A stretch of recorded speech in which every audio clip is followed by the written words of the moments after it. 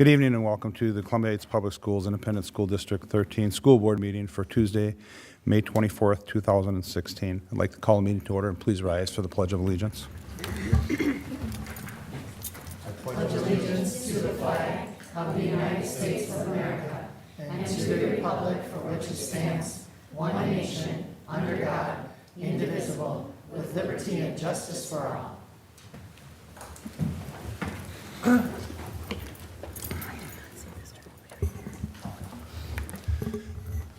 Thank you and welcome again. Ted, if you would please read the roll. Sure. Samurai, Here. Severson, Here. Lewis, Here. Larkin, Here. Palmer, Here. Landwehr here, Superintendent Kelly. Here. Thank you. Our mission statement, Columbia Heights Public Schools creates worlds of opportunity for every learner in partnership with supportive small-town communities by challenging all to discover their talents, unleash their potential, and develop tools for lifelong success. Our core values are community, excellence, collaboration, integrity, respect, courage, and innovation. First up tonight is our Highlander highlights, and you don't see Mike either? No. Okay, we have two people that are going to be recognized. I know that one of them is currently playing lacrosse, and I'm not sure where the other person is, but I would like to take the time to honor them. The board would like to honor the Athena Award winner, Abby Bourne, and the Oscaring Award to Michael O'Leary. So what I will do is read a brief description of each person. The Athena Award winner is Abby Bourne. It says she will not be attending as she's playing lacrosse. Columbia Heights High School senior Abby Bourne is the 2016 recipient of the Athena Award for her achievements in basketball, soccer, and lacrosse. The Athena Award is given to the best all-around female athlete at Columbia Heights High School each year. Nominations are solicited from administration and head coaches. Athletes usually compete in more than one sport, have made significant contributions both on and off the field, and have participated in community services. Winners display athleticism, competitive edge, academic focus, and community involvement. Bourne accepted her award at the 44th Annual Minneapolis Athena Award Luncheon on Friday, May 6th. So I would like to take a moment to recognize her and say congratulations, even if she's not here. So congratulations, Abby.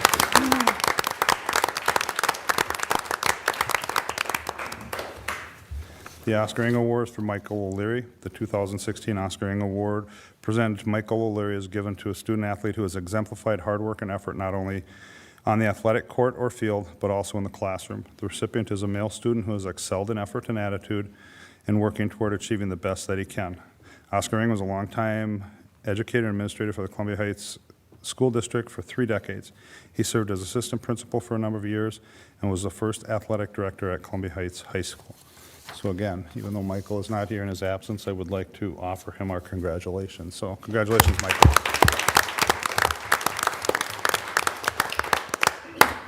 Okay. Give that to you. Next up would be the agenda approval, adjustments, announcements, and correspondence. First up would be the approval of the agenda. If I could get a motion to move that forward. So moved. Laura? Second. Molly? Thank you. Discussion. Hearing no discussion, all those in favor say aye. Aye. Opposed? Abstain? Motion carries. Announcements. June 3rd is Friday, the last day of school for students. June 3rd also at 7 p.m. is graduation. June 14th at 7 p.m. there'll be a regular school board meeting. June 21st at 5 p.m. there'll be a school board listening session. Also June 21st at 5:30 will be a school board work session. And June 28th at 7 p.m. there will be a regular school board meeting. Next up would be correspondence. Superintendent Kelly, is there any correspondence? Mr. Chair and members, there's no correspondence tonight. Okay, thank you. Communication to the board. Citizens and employee representatives. At this time, any citizen or employee may briefly address the school board. The board will listen to the brief remarks, ask clarifying questions, and if desired, request the administration follow up. The board will not take action at this meeting on requests presented at this time. Do we have anybody that wants to speak to the board tonight? Any cards? Okay. See none, we will move forward. Oh. Hi. I've not been to a school board meeting, so. Okay, that's fine. Nicole, grab your card and she'll bring it up and. else for the communication to the board? Okay. Next up is the consent agenda, which includes the personnel report. Could I get a motion to move that forward, please? So moved. Is that Natty? Yep. Thank you. Second. Laura? Discussion.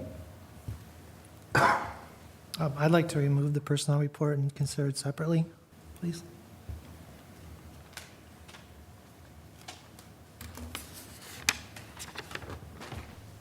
Okay. Help me out with the process with that, Ted, as the Then parliamentarian. we would vote on everything else except for the personnel report, and we would vote on that separately after discussion. Okay, and that's the only thing that's in the consent agenda, I believe, is the personnel report. Can I ask a clarifying question? Absolutely. As far as considering the personnel report separately, could that potentially be a violation of data privacy?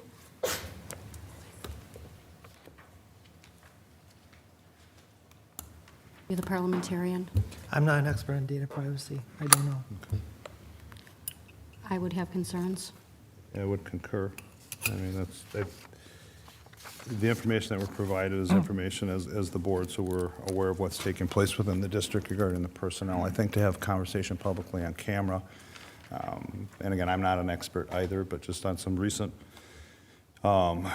inquiries as to data privacy in general, I would suspect that this would potentially go down the path of violating data privacy, and I would be, I guess I would be concerned if we were to have an open discussion about this at our meeting. Does keeping it on the consent agenda maintain the privacy? Yes. I just have one question for discussion, if you'd allow that question. Does It's it have- not about the particular personnel matters. It isn't listing no. any individual. No, For their position, pardon me? or their specific position to be able to be No. identified? And that's the crux of my question, too. So, may I ask the question?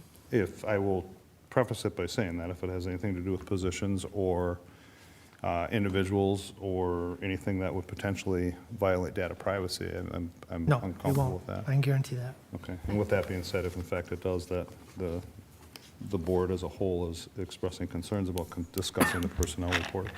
Sure. Actually, you made my point. The fact that we won't be able to discuss personnel matters, but yet we're ready to vote to approve these personnel matters. Has anyone looked independently into these personnel matters other than what's listed on our board packet as far as the names and so forth?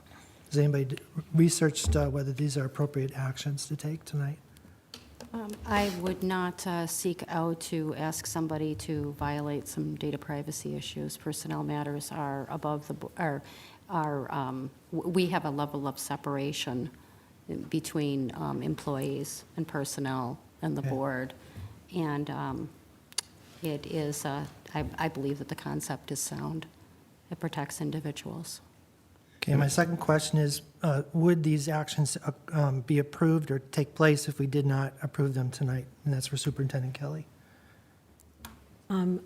I believe in past practice that we bring things through to the board for board approval. And so I would feel uncomfortable if they were not passed when you and I have had this conversation before.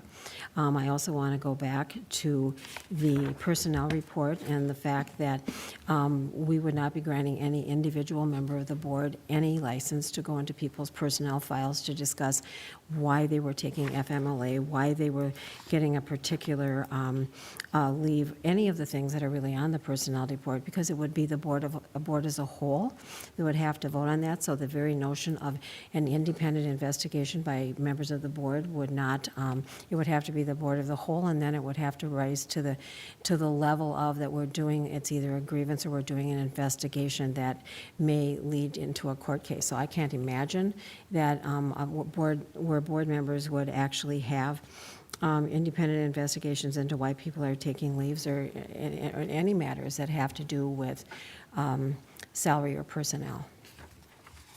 So do you have the authority, as superintendent, do you have the authority to enact these actions absent board approval? Because the motion says we're approving the actions.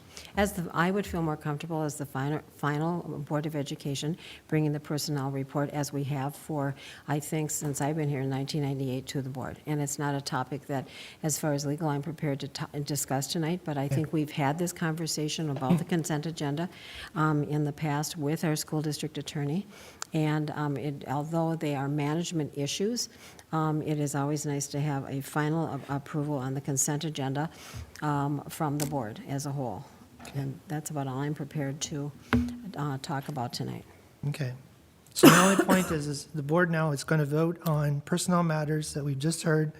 They have no right to look into, seek independent inquiry, which, according to our Code of Ethics, requires us to not vote on matters until we're able to look into, make an informed vote. And so this is why I will abstain on this, and I believe that's the ethical vote in light of this. And the second point I want to make is I believe that since these were brought to the board, requiring board action, that the board actually is in charge of the management, as it says in state law, because these are clearly personnel management issues that we're being asked to approve. I've asked in the past that we merely acknowledge these actions, but these motions put forth by the administration continue to be approved, which tells me that the board has to approve issues that it has no knowledge of and no independent research of, which is a big problem and not right. So that's my point. Can I take a minute to speak on this, please? Member Landwehr, my interpretation of being a school board member is to oversee the logistics at the board level. We employ a superintendent to make management decisions. I do not feel that I am qualified to know if I did have permission to go and look. I'm not an administrator. That's why we have people in those positions. So I think that you take a different stance on this than I do as a board member.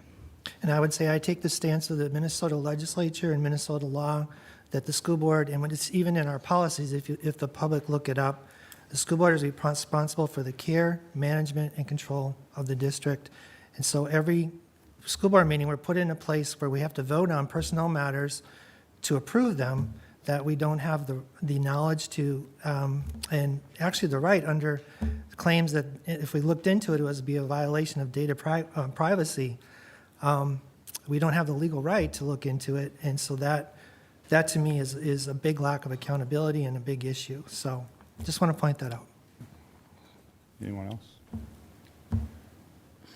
Okay, would it be proper procedure at this point to take a vote? Unless there's any further That's what I'm asking discussion. if there's anything Yeah. else. So I don't see anybody else having any additional comments, so. No. Okay. So we got a motion, a second discussion. We don't need to do anything to bring it back then? I know you pulled it from. No. Okay. We had a motion Okay. and a second. So. Okay, thank you.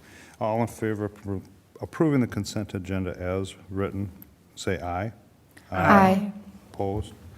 Abstain? Abstain? Member Landwehr abstains. All right, next up is acknowledgement of contributions. What I would ask for is a motion and a second to bring it forward, and then I'll read it, and then we'll have discussion. So moved? Member Landwehr, Second. Molly, thank you. And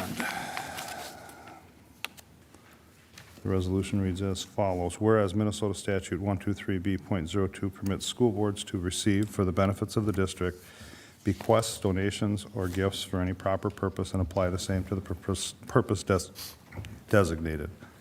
In that behalf, the board may act as trustee of any trust created for the benefit of the district and for the benefit of the people thereof. Therefore, be it resolved by the School Board of Columbia Heights Public Schools Independent School District Number 13 that the school board accepts with appreciation the contributions detailed in the background in the amount of $11,517.27. The detailed background is as follows. A donation of $150 was made to the Columbia Heights High School by Officer Jason Peen for the wrestling team needs. A donation of $2,790.37 was made to Columbia Heights High School by the Columbia Heights Athletic Booster Club for the football team. A donation of $1.90 was made to Valley View Elementary by Box Tops for Education for Student Needs. A donation of $50 was made to Valley View Elementary by Marilyn Saxton for student needs. A donation of $30 was made to Valley View Elementary by Wells Fargo Matching Gifts Programs for student needs. A donation of $60 was made to Valley View Elementary by Kyle Patricia for student needs. A donation of $90 was made to Valley View Elementary by Lisa Murrah for student needs. A donation of $150 was made to Valley View Elementary by Andrew Shirk for student needs. The following donations were made to the Columbia Heights Scholarship Program. Joyce and Dean Bliss, $25. Mary Ellen and Robert Mansky, $25. Barbara and Neil St. Peter, $40. Camera Dogie, $2,025. Lorraine Spears, $25. Cheryl and Thomas Sawyer, $25. John and Suzanne Olson, $50. Elise Boquist, $25. Andrea Cowell, $35. Jane and Stephen Swinehart, $100. Marilee and Brian Oline, $100. Jennifer Ketchum, $50. Jane Halleck, $100. Pamela Zimba, $100. Halleck Enterprises, $100. Michael Magnuson, $100. Elaine Yost, $550. Malcolm Watson, $2,000. Joseph Hervala, $150. Frank Miskey, $25. Catherine and Gerald Nordos, $20. Suzanne and Stephen Walters, $25. Laura Engelman, $25. Class of '76, $250. And the Fridley Lions Club, $2,000. Did I misread something? Yeah, Frank Miskey, it was 250. Oh, if I didn't say that, I apologize. Frank Miskey was $250. Total fiscal year 2015, 2016, monetary contributions to date, $83,411.95. Discussion. Comments? Thanks. Thanks. Good comment. Okay, if here no further comments or discussion, Ted, if you would please read the roll. Sure. The Samurai? Dubia. Aye. Severson? Aye. Lewis? Aye. Larkin? Aye. Palmer? Aye. Landwehr, aye. Motion carries. Next up is discussion reports and information items. Reports from members of the board. Board members will report on board activities since the last regularly scheduled meeting of the Board of Education. Ted, we'll start with you tonight if you're okay with that. Okay. Attended the work session last week and the superintendent's evaluation special call meeting. And I do want to say that I do have concerns about it, the evaluation being delayed. It was about 2 months after we actually did the evaluation when we discussed it finally, and that's not best practices according to Minnesota School Board Association. I want to report that only four board members participated in the evaluation. So what you're going to hear tonight is a report by Chair Larkin of opinions of 4 board members. I think it's important for the community to know that. And he's going to talk about the consensus of those 4 board members, not the entire vote.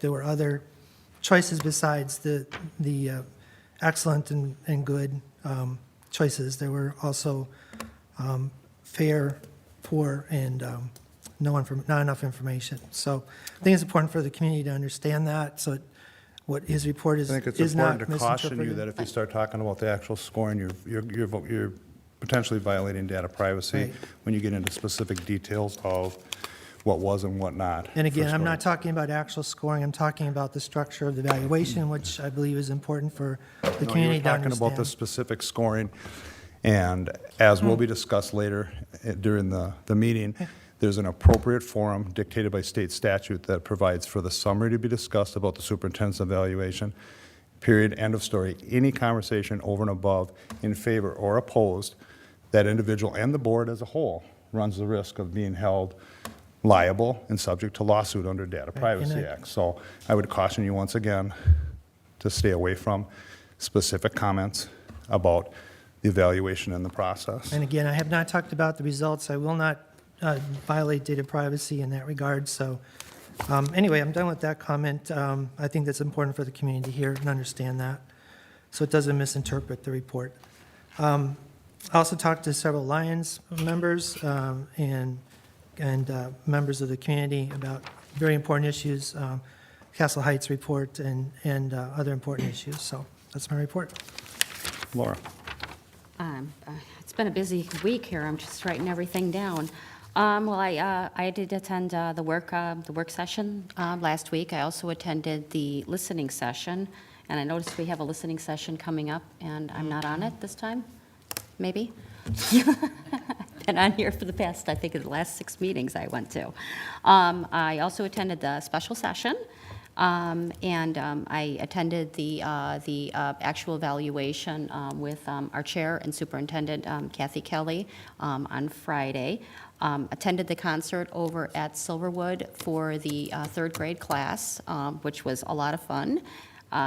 And Silverwood, and the art is amazing too. If you haven't had a chance to get over there, weather was gorgeous. It was absolutely stunning, as it has been every single year. I don't know. It's like the best day of the whole year is the night of the kids' concert, which is fabulous. I also had conversations with members of the community, and also attended the chair meeting prior to this one. Duh. Thank you. Molly.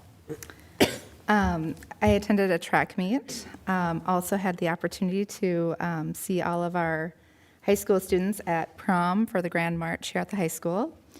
I attended track and field day at Highland, the work session and special called meetings last week.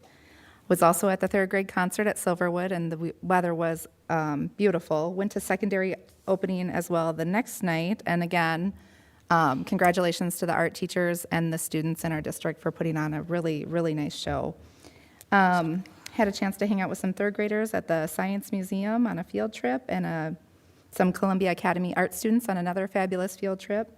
I just want to take a second and commend the students and the staff. The way that they represent themselves out at these on these field trips has just been phenomenal. Very proud of our students and staff. And then also attended the All-American City Award fundraiser on Friday evening. That's it. Thank you. Thank you. Maddie. I was also at the work session last week, and was also at Silverwood, and I would highlight the fifth grade band members. I'd be remiss not to mention them, also getting to perform, show off what they've learned this last year, in addition to the artists and the third graders singing. I also went to an individual concert for the students just at North Park, their band concert. It was fun to see them, again, get to show what they've been learning, and the teachers and Principal Sosick participated in a little skit that brought down the house. So kudos. Went to both the All-American City fundraisers, had a good time. Was able to touch base with lots of members of the community, talk to them about various things while I was out, and attended the North Park Spring Barbecue. Thank you. Holla. Last week was also a very busy week. Started out with meeting with the directors for a couple hours to get an orientation for how everything has been going so far. And then after that, I attended the listening session and had my husband with the little guy doing the early childhood assessment thing.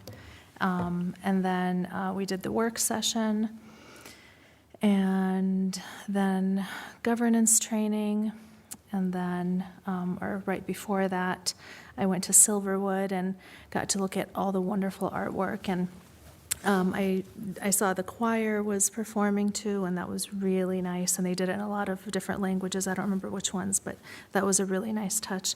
And I really, really liked looking at all the different art pieces. And I liked that there were different media, you know, that there was ceramic and painting and now I can't remember. There were masks. There were just really, really nice things, and I really, really appreciated that it was for all grade levels. It gave everybody a chance to, all the students at all the grade levels, a chance to show what they can do. It's not just like, oh, wait till they get older and really, really polished at it. And that's it. Okay, thank you. Just briefly, I also had a chair meeting last week, attended the work session, was also part of the closed session for the superintendent's evaluation. I also was at Silverwood on Thursday, and that's how I knew I wasn't going to be in trouble for being late, because you were still there too. So I had the distinct pleasure of being able to sit through the governance training with Holland, the superintendent. At a chair meeting this evening prior to this, and Friday night had an opportunity to hear the dynamic choir sing at the All-America fundraiser, and as always, they rocked the house. So even the band people were kind of looking at the kids like, wow, that's really good. So, and that's all I have to report. Superintendent, do you have a report tonight? Mr. Chair and members, I do have a report tonight. I attended the May WEMAP Joint Powers Board meeting.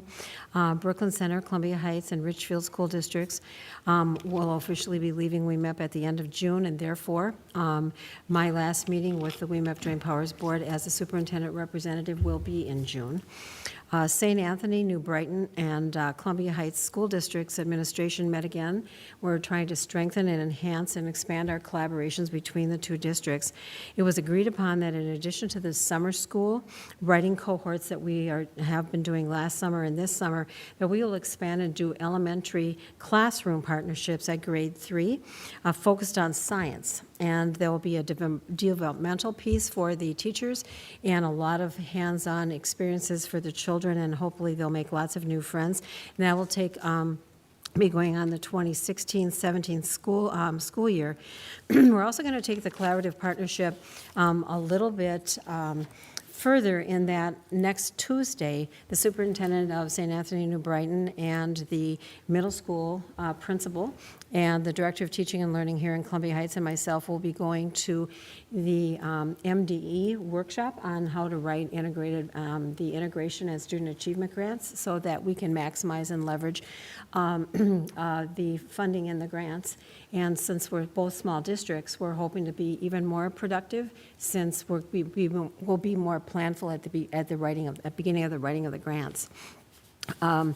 I attended, as everyone has stated, a new board member governance meeting. Thank you, Hala, for attending multiple meetings with me last week. Chair Larkin and TeamWorks were there in attendance, and also the directors hosted Hala for an orientation to the school district, and she very patiently listened to everything on that, and Principal Sosik and on the levy.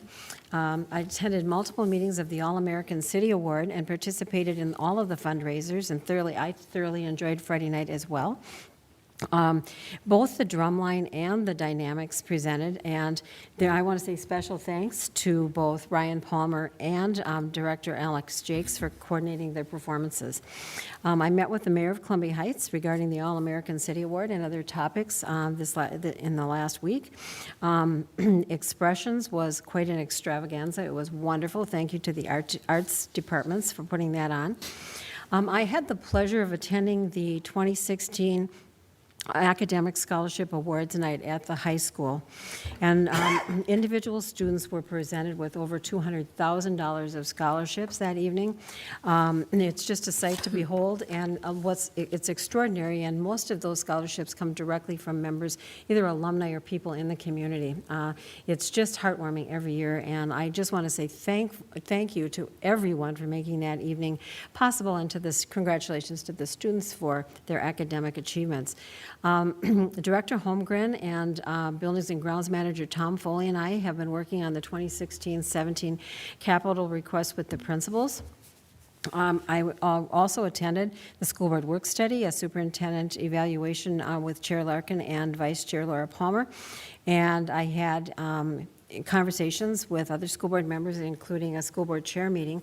I also wanted to say that the Columbia Heights School District was the poster child for school board vacancies this year, and therefore we worked in collaboration with our local legislators and MSBA, the Minnesota School Boards Association, and AMSD, to work on a bill that would correct those enormous long gaps in not being able to fill board positions. And that bill passed both houses, and it will be, as part of the supplemental bill, will be on the governor's desk. And I want to remind the board that we really started with a vacancy in July of 2015, and then we had another in the fall of 2015. And so therefore, there really were only 4 members of the board that really could evaluate the superintendent, because we can't do phantom board members. And so therefore, as much as it would have been nice to have Natty and Hala involved in that, I think Hala came on board on April 26th. So, and those are the dilemmas that come with legislation that happens at 3 o'clock in the morning. So hopefully, thanks to the staff that testified and and legislators across the state that were having problems. There was 20 other school districts that had issues with filling vacancies as well. We'll have corrected that issue. And I believe that both Representative Lane and Representative Connie Bernardi had bills in to assist with that process, so I want to thank them as well. That concludes my report. Thank you. Next up, we'll move on to the Columbia Heights Public Schools Satisfaction Survey. And looks like we've got Don, Bill, Brian, and John. Welcome.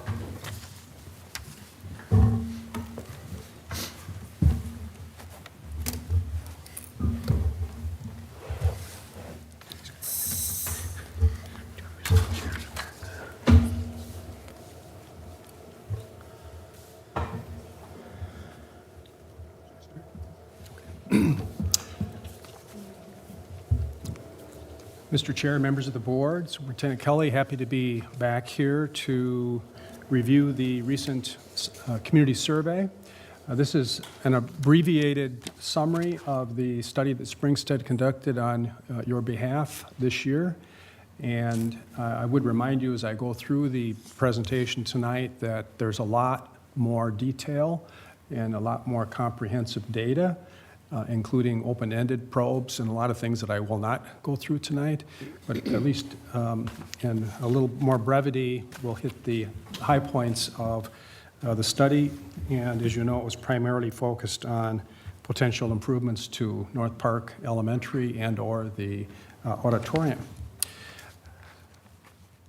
The survey involved completing 300 interviews with registered voters living within the boundaries of the district. These were completed, as you can see, mid to late April.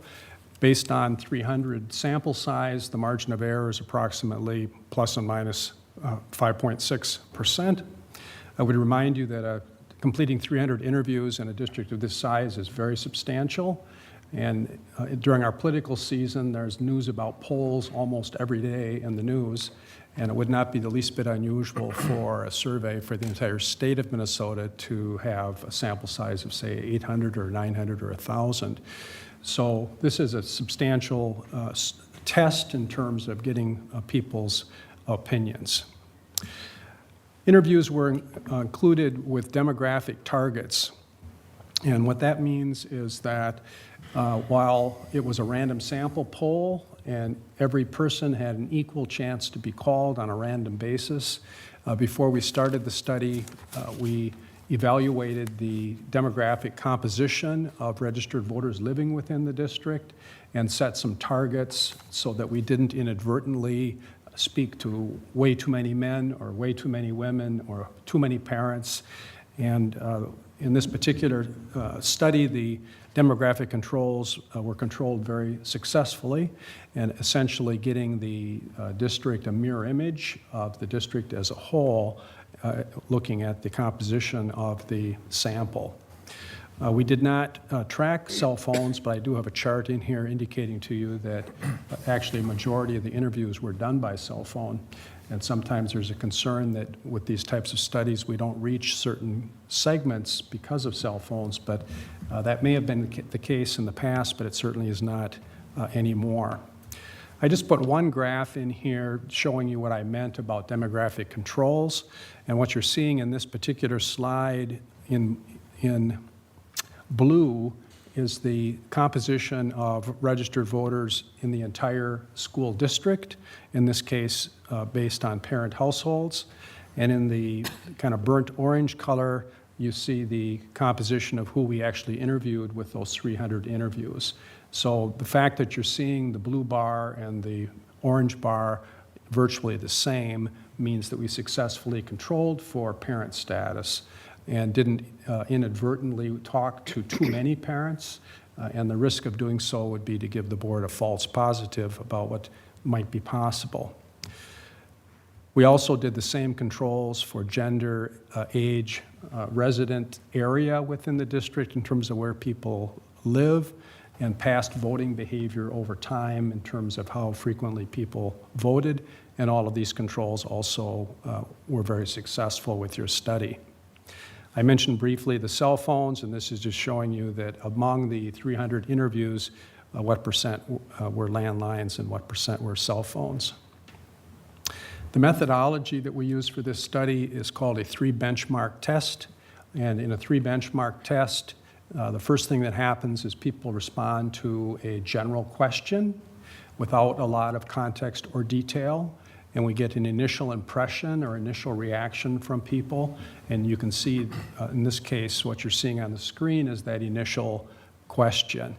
After people respond, initially, we go through a series of probes where people get more information, more detail, more context, and people react to each of those also individually.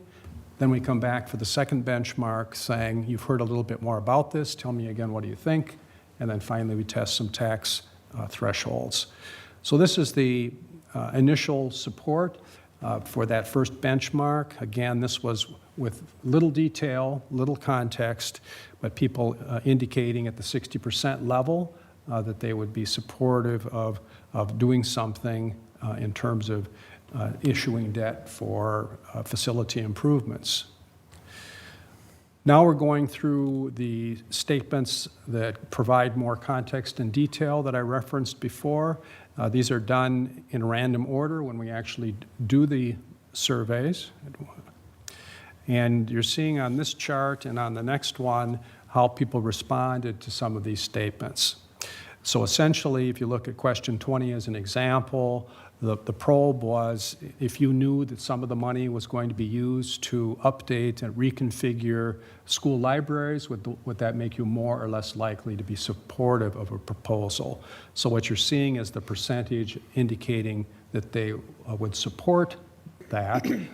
So that particular item resonated most positively. And you're seeing all the other ones from top to bottom. The actual verbiage of these questions you have in other documents. These are just abbreviations to fit on the PowerPoint slide. I would point out, in some cases you see a 15A and a 15B or a 21A and a 21B. These are called split sample questions, and in those cases, 150 people heard just the A question, and the other 150 heard just the B question. Sometimes we do that just to squeeze more questions into a survey, but usually we do it providing some more detail or context in one of the two questions to see if that makes a difference in how people react. The 21 A and B is a good example of that. In one probe, we just simply asked people if they would support the proposal in order to reconfigure classrooms for 21st century learning. And in the B prompt, we provided more detail on what that might mean, some examples of 21st century learning. And as you can see in this particular case, there's about 7% greater support when people got more information and more detail about 21st century learning. There were 3 probes related to the Performing Arts Center. And again, you're seeing the 22A and 22B. The difference between those two questions is half the people heard a reference that the existing auditorium was built in 1959, and then the other half were heard that the Performing Arts Center is 60 years old. If you do the math, you understand that's the same thing, but in terms of how people responded, there was about 7% greater support when we talked about a 60-year-old building as compared to the other. So those split samples can help the district understand what kind of language is best understood and what kind of language helps people evaluate whether they'd be supportive or not. All 3 of those, as you saw, did well in terms of how people responded to those potential auditorium projects. So now we've gone through those examples, and we come back and say, now you've gotten some information about this, tell me again, what do you think about this proposal? And here you can see that support went up about 3.7%. We always like it going up, but the statisticians would tell you that that's a meaningless change. because it's within the error of measurement of that 5.6. The third benchmark that I referenced before has to do with testing support for the proposal in the context of potential tax increase. And working with your staff, we decided to test $50, $60, and $70 on an average priced home, which is approximately $125,000. And so on this chart, you're seeing on the bottom line in the orange, the level of support for the half of the sample that actually heard $125,000 in the probe. And then the lighter blue above that, people didn't hear the 125, they just simply heard on an average priced home. When we actually do the interviews on the phone, those $50, $60, and $70 are randomly ordered. So some people hear the 60 first, and some people hear 70, some people hear 50, and then 70, and then 60. And we do that to avoid positional bias and having people sense you're taking me up the ladder, and that's going to affect how I respond, or you're taking me down the ladder. This chart shows you how people responded based on their past voting frequency. The part of that pie, or the line in blue, are people who in the past have been the most active voters in all types of elections. And the line in the orange are people who have been less active in the past. So your more frequent voters in this case, even though they're a smaller percentage of the total at 16%, were somewhat more supportive when we looked at them separately. We looked at a variety of different demographic differences. In each case, what you're seeing on these next few charts is how people responded after they got information. So this is before there's any talk of a tax increase or saying $50, $60, $70. This is just simply looking at how did people respond after they got information. So this first chart is by gender, males and females.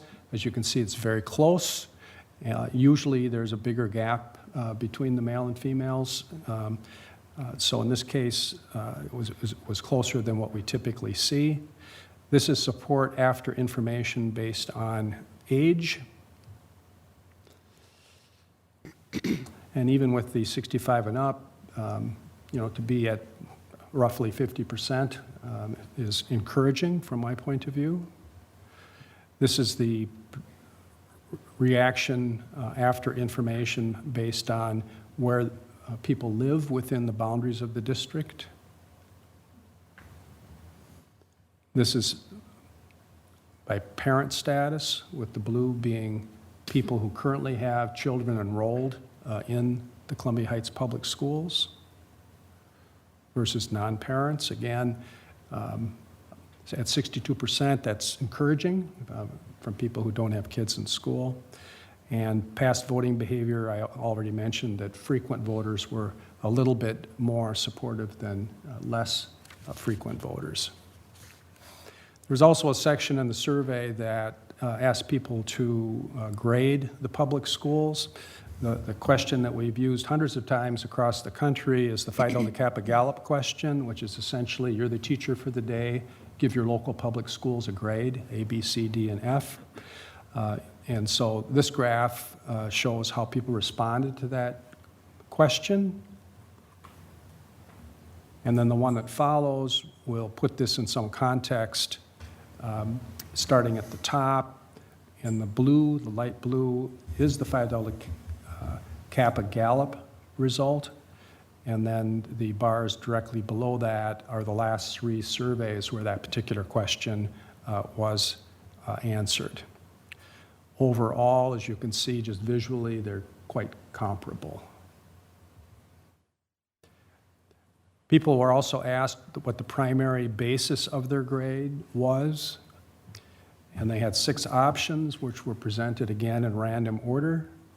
And what you're seeing here is how people responded this year in 2016, and how they responded to a similar question in 2014. And as you can see, the opinions and feedback from friends and neighbors is very, very important in terms of word of mouth. People were also asked to rate to what extent they were aware of programs and services and what was going on within the district. And 57% rated themselves as very aware or somewhat aware. I would characterize that as positive, remembering again that about 85% of the interviews were done with non-parents. So it's good that that higher percentage would feel that they have a pretty good awareness about what's going on. There were other qualitative feedback for you in the full, large, comprehensive report related to elementary school, middle school, high schools, maintenance of facilities, management of finances, early childhood. And so if you want to look at some of the detail on that, you can look at that full report that I referenced. Anytime we're talking even about the potential for a request for a tax increase, we typically use this particular probe and ask people to react to this statement on whether they agree with it or they disagree with it. And what we typically zero in on in the pie chart are the areas in blue and orange. So in your case, you're seeing that about 25% of the respondents agreed that they would not vote for any tax increase of any kind for any purpose. And the typical range we see in school districts, the vast majority are in that 10 to 25% range. So you are in that normal range. We've seen it as high as 40% agreeing with that statement, which is a pretty daunting place to start if you're considering doing a project. This shows you a comparison of the same probe, looking at most recently in 2016 as compared to 13 and 14. And as you can see, there was a small increase as compared to looking back at those two prior years in those two areas of agreement. We also asked people where they got their information, and as you can quickly see, the dominant media outlet is your local newspaper, and that will continue to be a very important relationship and outlet for the district in communicating its messages. In terms of the general findings about the feasibility of a potential bond referendum in the future, again, to remind you, initial support to the general question started at 60%, which is a good place to begin. After people got information, it increased a little bit to 63.7%. As far as the performing arts project, all three statements scored at that 70% and up. So there is an obvious recognition that there's something that needs to be done and some interest in considering that within the community. The range that we tested for tax impact turned out to be the right range, I guess I would characterize. We don't like to be in a situation where we test tax impacts and they all come back underwater because that really doesn't give the board any direction on where you're going to go. As it turned out, the tax rate we tested that was kind of right in the middle at $60 appeared to be feasible based on the results of the survey. And in this concluding slide, we think that a proposal in that $60 range does have a chance to work and get the majority vote that you would need to be successful if indeed the board chooses to move forward on this project in the future. So I'll stop there and I'm happy to respond to questions, or if I don't know the answer, I'll get it and get it back to you tomorrow. Anybody have any questions?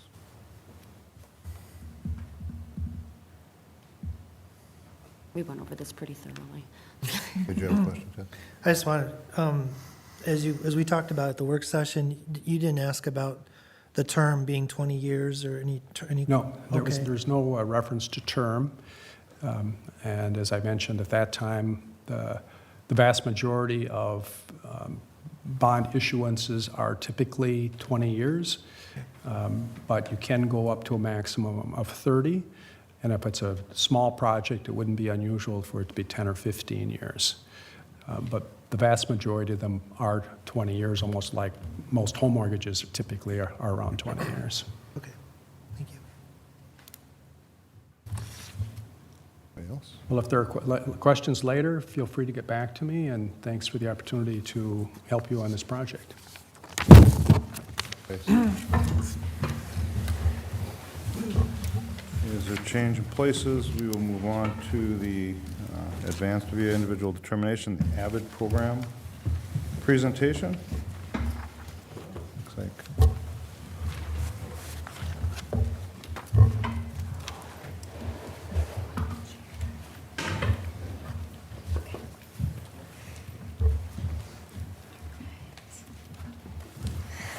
Welcome.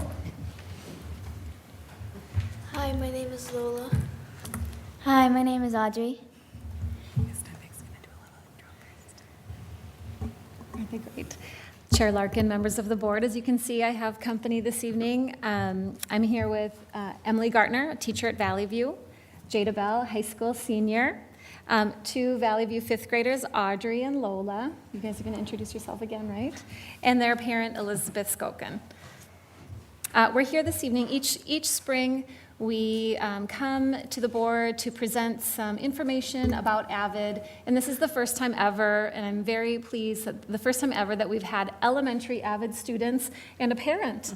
And we're so happy to have a senior with us to talk about her journey as well. So in Columbia Heights Public Schools, we create worlds of opportunity for every learner. And this presentation will focus on the core values of excellence, collaboration, and innovation. So let's begin with the mission of AVID, the program AVID, Advancement via Individual Determination, is to close the achievement gap by preparing all students for college readiness and success in a global society. So this is some data from the Department of Education SLEDS. What SLEDS is measuring students who have entered into college and who have stayed into college within that first year. So as you can see, when we began our first AVID class in Columbia Heights Public Schools, which was at the high school, we had one class, to today at the high school, we have, well, in 2014, that's the most recent data that SLEDS can access. We had 7 classes and 170 students involved in the program. And we've seen, when the Department of Education came out to present SLEDS, the SLEDS program to us, they asked us what happened in 2008 and what has happened since to see this uptick. So we were pleased to, we all thought that AVID was definitely one of the programs that helped our students increase, not just graduating from high school and not just college acceptance, but staying in college. So looking forward to the school year 2016-17, as you can see from 2008, from that one class that we had there in the orange circle, I'll start along the bottom. Next year, we're expanding AVID to all 3 elementary schools. And the elementary AVID program looks, there are some similarities and some differences between the secondary program, and I've got help tonight to talk about that. So at Valley View, we will continue with grades 3, 4, and 5. This summer, we do have one second grade teacher who will be trained, so that's exciting. At Highland Elementary, this year we have AVID at 5th grade, and we'll be moving into 4th grade. And then at North Park, we'll be starting with 5th grade. So that means after next school year, all 5th grade classes in Columbia Heights will have experience with AVID as they move into the middle school. So speaking of the middle school, this year we've implemented the school-wide model. That means there isn't a separate AVID class for 6th graders. All 6th graders are AVID students at the middle school. They all use the Binder organizational tool. They all work on critical thinking and all of the other AVID strategies.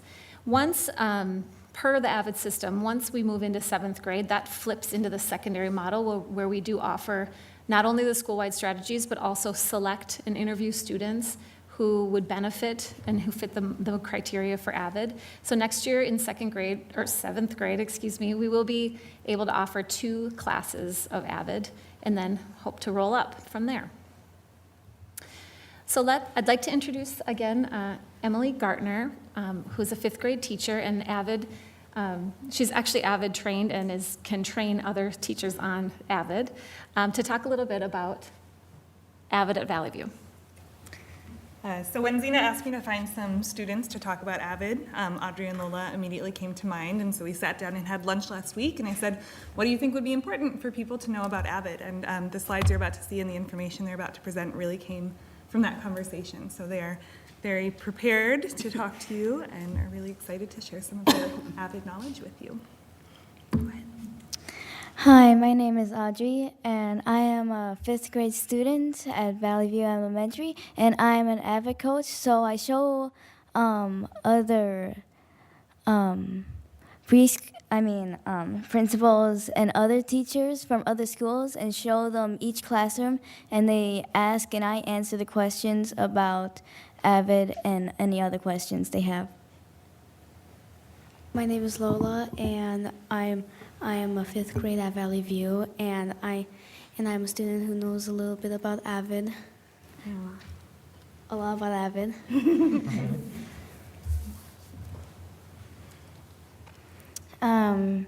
We use our binders to keep us organized, and mine has still been fresh for all year.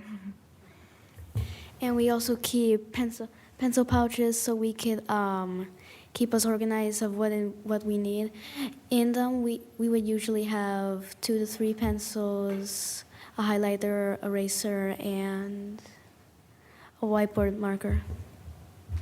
We fill out our planners to make sure what's happening over the day, and we let our parents sign signatures so they know what happens over the day. And they put this little stickers to make sure so if you turned in all your homework, read and log, and to make sure if you have extra papers in your planner, you can get rid of that or give it to someone else. So in our planners, we write reflections, and at the end of our mini lessons for math, reading, writing, we also do a reflection or the answer of our question. And the SMART goal, we set a SMART goal each Friday Friday. So you can write, I will get my homework done each week and return it back, and I will get my planner signed every day.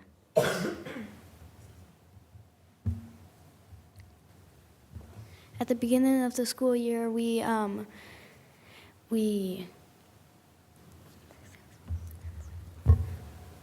think of how to be successful students for college, like you will be better at math or you'll do better in reading or writing. We do a thing called slants. The S means sit up straight. The L means listen. The A is for asking and answering questions. N is for nodding your head to show that you are listening. And the T is for tracking the speaker. So like when a teacher is talking, you have to pay attention to them. In the beginning of the school year, we always we do a growth, or we talk about a growth mindset and a fixed mindset. A growth mindset is something that you have learned and you want to be better at, and you'll reach your goals. But a fixed mindset is something that you might quit on, or you won't really get better at it. For an example, let's say if you made a mistake and then you just give up. For a fixed mindset, and a growth mindset is when you say, if I return it to the teacher and I did something, I'll be like, oh, I can just do it again.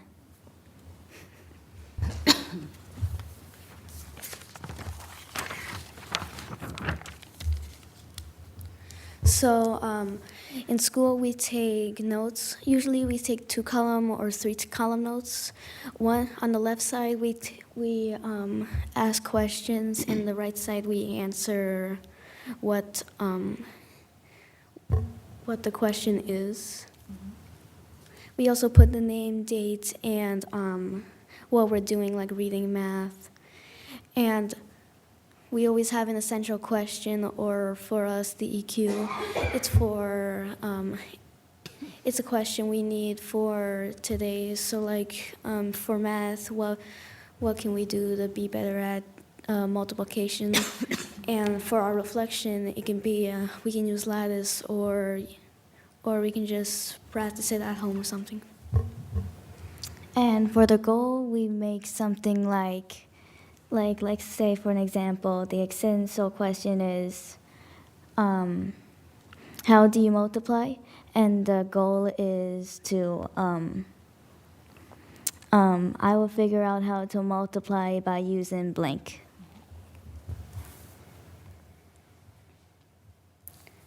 We're going to talk about Wicker, and what Wicker stands for is writing to learn. We take notes, fill out our planner, and do writing assignments or little projects. Inquiry means asking questions to find out information. Collaboration is working together and getting along with friends. Organization is our binders and planners. It's important to keep organized for any important papers, notebooks, pencil pouches, and other stuff. And the last one is reading to learn, like improving your reading levels and finishing writing assignments and reading to find out stuff you don't really know. The most important thing to know about Avid is the planner, because it makes you remember stuff like important papers and other stuff like that. My important thing about Avid is to take notes, to know what you're thinking of, what you're learning about, so you can be better in college and know all what you need to know.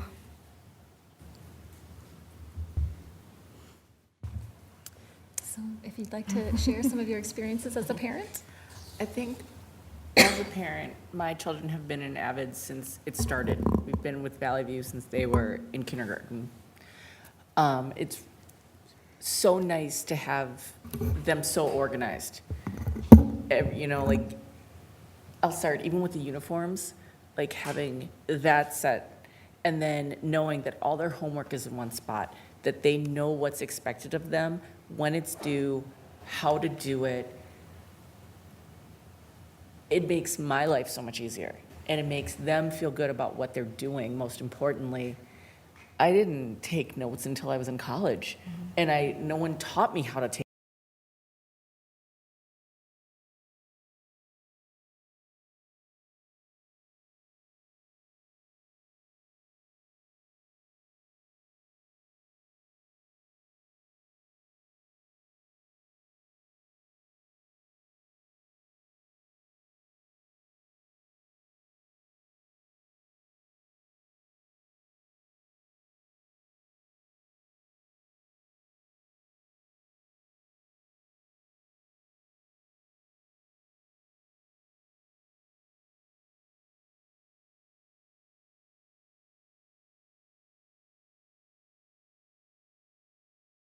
But I'm so proud of what they can do, and I'm so excited that it carries through, and I really want this to go through each stage of our lives in Columbia Heights.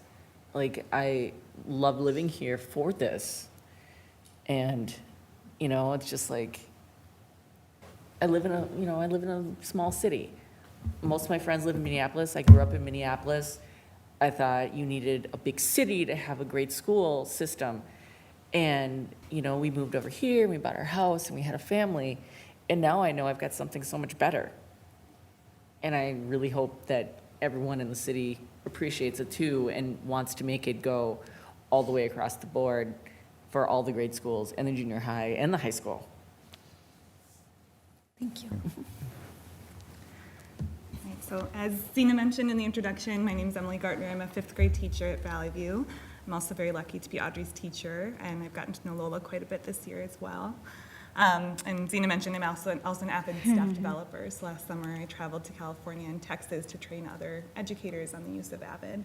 And I've been lucky enough to be sent to Avid training the past 2 years with Columbia Heights in Philadelphia and San Diego.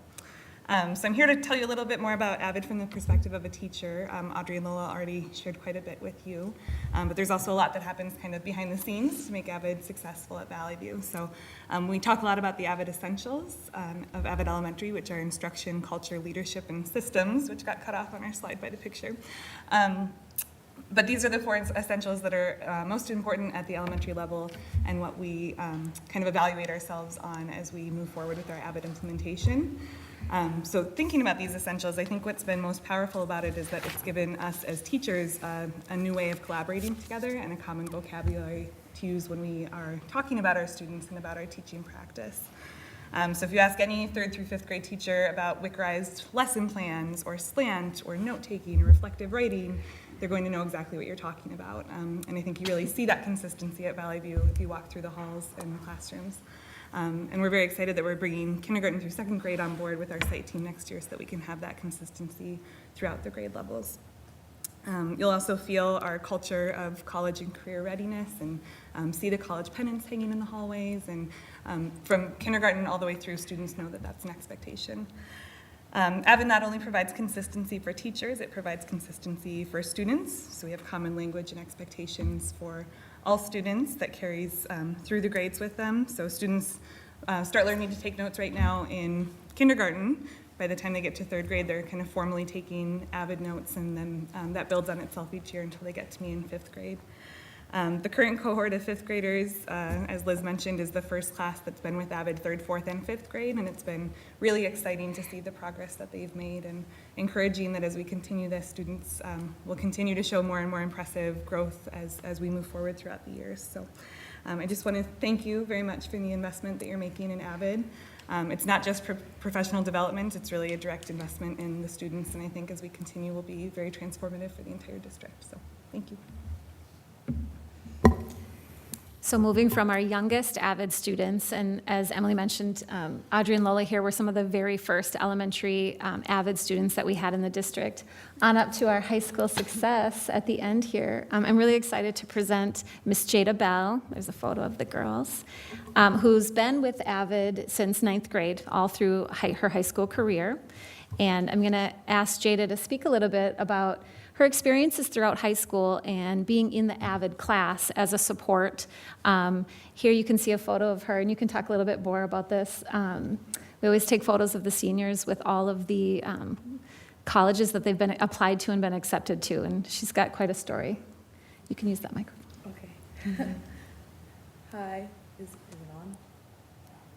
Okay, I'm Jada Bell. I'm a high school senior, and I'm really happy to talk about Avid. One is because it's my favorite class. Well, I mean, it's not really a class, but it's a class. I just remember myself being an 8th grader and applying for Avid, like reading all the things that it would be about, like getting you ready for college, teaching you how to do this so that when you're gonna go off to college, which I'm doing very soon, I will be ready, and I think I'm ready. Avid has really helped me, and I wish I would have started earlier, so I'm really happy that it's getting down to the other schools. One of the big things about Avid for me was, like when you said the Cornell notes, those completely changed my whole studying and learning. Like, I used to be one of the kids that would just write notes, and when I got to studying, I would just read the pages over and over and over again until it got like stuck in my head. But now that we separate them into 2 columns and write questions on the other side, then that basically is quizzing yourself. You read the question, and if you don't know, it's right there. So you always like fold it in half and read the question, and then it's right there. Also, Avid was huge for college applications and scholarship applications. We took many days just for those purposes where no other class did. So all of other students in Avid, I don't know where they got the time to do it. And me, for my college applications, I only actually applied to one college. My AVID teacher right now, Ms. Douglas, and one of the school deans, Mr. Beasley, they found a college fair, which they have many each year, but they found one for HBCU schools, historically Black college universities, and I went, and they were having special holdings for seniors who were looking to apply to all the schools, and you had to fill out a sheet with your name, and also give them your transcripts, and if they were interested in you, they would hold an interview to be able to accept you on the spot. And I wrote into 6 of the colleges that were there and got accepted on the spot to all of them. So that was really huge for me. And Ms. Douglas has been very proud. Thank you. All the AVID teachers have pushed us to take AP courses. It is required to be an AVID student and also take an AP course, and that has been huge for me, just getting ready for how the learning is going to change, and the transition into college. What else? Jada, tell us about your experience with Clark after that college fair and the experience that you got to take. Oh, okay. Well, after the college visit, I think you meant Dillard. Oh, sorry, yes, That's okay. Dillard. Dillard University in New Orleans, Louisiana was very impressed with my academics and everything I was involved in, and AVID definitely pushed me to get involved in everything that I'm involved in. They wanted to give me a tour of the school, so they flied me to New Orleans, Louisiana with no cost to me, and I got to take a tour of the school, so that was really nice. It was really cool, except that school was not for me. It was a little bit too small. So in the fall, I'm going to be attending Clark Atlanta University in Georgia. They also put me into their honors program, and they gave me an $80,000 scholarship. That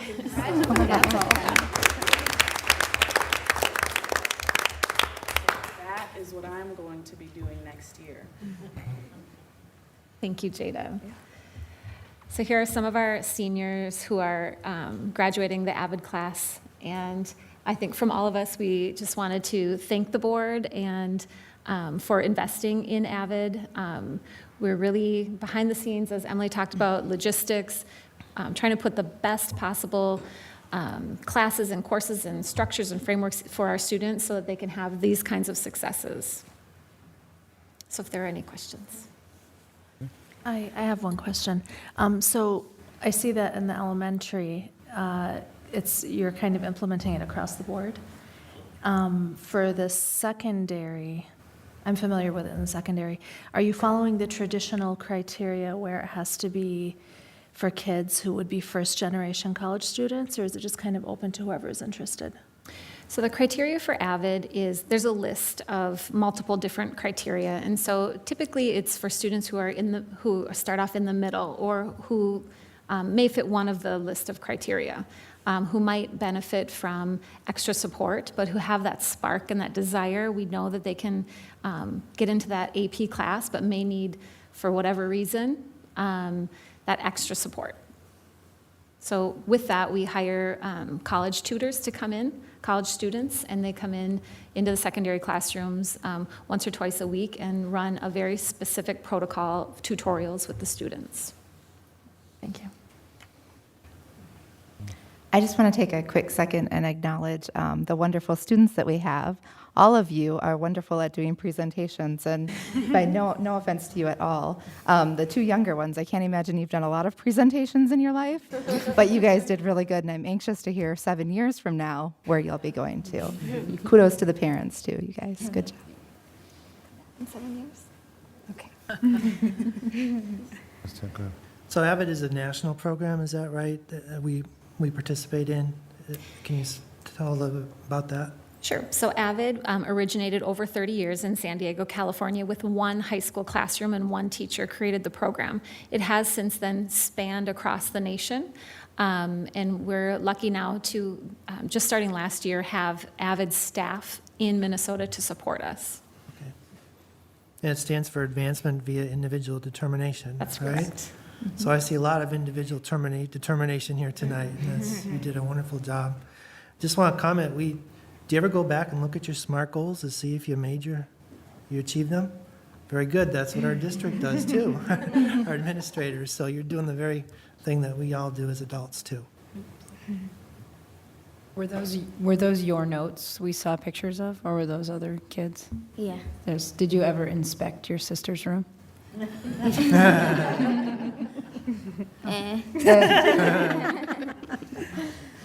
Zena, I see from personal experience, I see that some of the AVID strategies being used throughout, at least at the Columbia Academy level. Is that something that is either taking place or is intended to take place as we move forward, even though not necessarily an AVID candidate? The idea with AVID is at the secondary level that the strategies are the students who are in the AVID class, it's part of the class, they have to do it. But we know that these strategies are great for all kids. And so, yes, we expand them school-wide. So at the high school, the majority of the teachers have been trained in AVID strategies as well and understand what those strategies are. So this year at the middle school was our first year, and we implemented school-wide to make sure that everyone could get that base so that all kids could have access. Okay, I think I'm sorry, Mary, you can't. Yes, ma'am. But I think as a parent of a child who's had it, even if it wasn't offered in the junior high or the high school level, it would be something they would still take with them. Like now it's ingrained in the way that they learn and the way that they want to study, so that it'll just carry forth. Right, and I think it's important, and I'm glad to hear that the strategies are being used at the secondary level. With a student at the high school that's never had these types of, the strategies or note-taking skills and stuff, I see the impact when he gets to your AP classes and things like that. And my student at the Columbia Academy, here's what I'll tell you based on personal experience. Stay really good at cleaning out your binders and staying organized. If they look like that all the time, you're doing well, because it's something that as you move forward and the more classwork that you take on, there's going to be more papers and there's going to be more things that you want to make sure that to help stay organized. That's a dad talking about watching. So very impressed. You guys did an excellent job with your presentation. You as well. Congratulations on your success, and maybe we'll hear from you next year how you're doing. Come back and let us know. Thank you for your words of encouragement about the school district. I appreciate that. Laura? I just had one question here. From the way I understood it, when you were looking at expanding into at the elementary level, that there really hadn't been a program set up for that. Could you? I mean, because it hadn't been used in a lot of districts at the elementary level. Could you? That's correct. AVID Elementary is quite new. So, for example, when I was trained in secondary, I was part of the national cohort 55. When I was trained in AVID Elementary, I was part of the cohort 3 in the nation. So it's very new. And it's expanding each year, though, in Minnesota and across the nation. But when our first team of third grade teachers at Valley View went, there were very few, went to the training, there were very few, and that was just a few years ago. So it's expanding, and because of the success and teachers like Emily and her team and all of the work that they've put in and their desire and excitement for AVID, earlier this year, we had about 50 people, and you were the AVID coach. You helped them, right? You toured them around. We had about 50 people who are AVID district directors from across the nation come to take a walk through and hear some of the similar presentation that you're hearing this evening. It was part of their training. So Valley View was selected as that site. Anyone else? In closing, I'll say, when you guys talked about SLANT and you started saying what they stood for, the first thing I found myself doing is when you said sit up, I went like this. And then I started watching, actually, as you were going through your observation, as one was talking, the other was listening. They were nodding, you were answering the questions. And so whether you realize it or not, and you were doing it too, whether you know it or not, but you're utilizing the things that you've been taught, and they're all very, very things that will make you very successful. So, and I promise to sit up after you guys leave too. So. Unless there's no other questions or comments, thanks for coming in tonight. I really appreciate it. Have fun at this summer. You're getting close. How many days left? 3. A few more for the elementary school, but thank you. Great job. Thank you. I was really happy to be here. I'm glad I'm in Valley View. Next up will be hearing about our American Indian Education Goals update, and Nicole is not here. Is she? There she is. Oh, that's your side.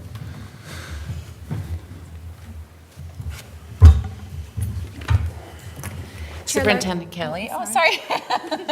Twins. Look how we're twins, too. Chair Larkin, members of the board, Superintendent Kelly, in unison. Director Hollaby and I are here to provide an update on American Indian goals, and I just wanted to let you know that we've also invited Dave Larson. Nicole will introduce him properly, and Emily Gartner as well. So Columbia Heights Public Schools create worlds of opportunity for every learner.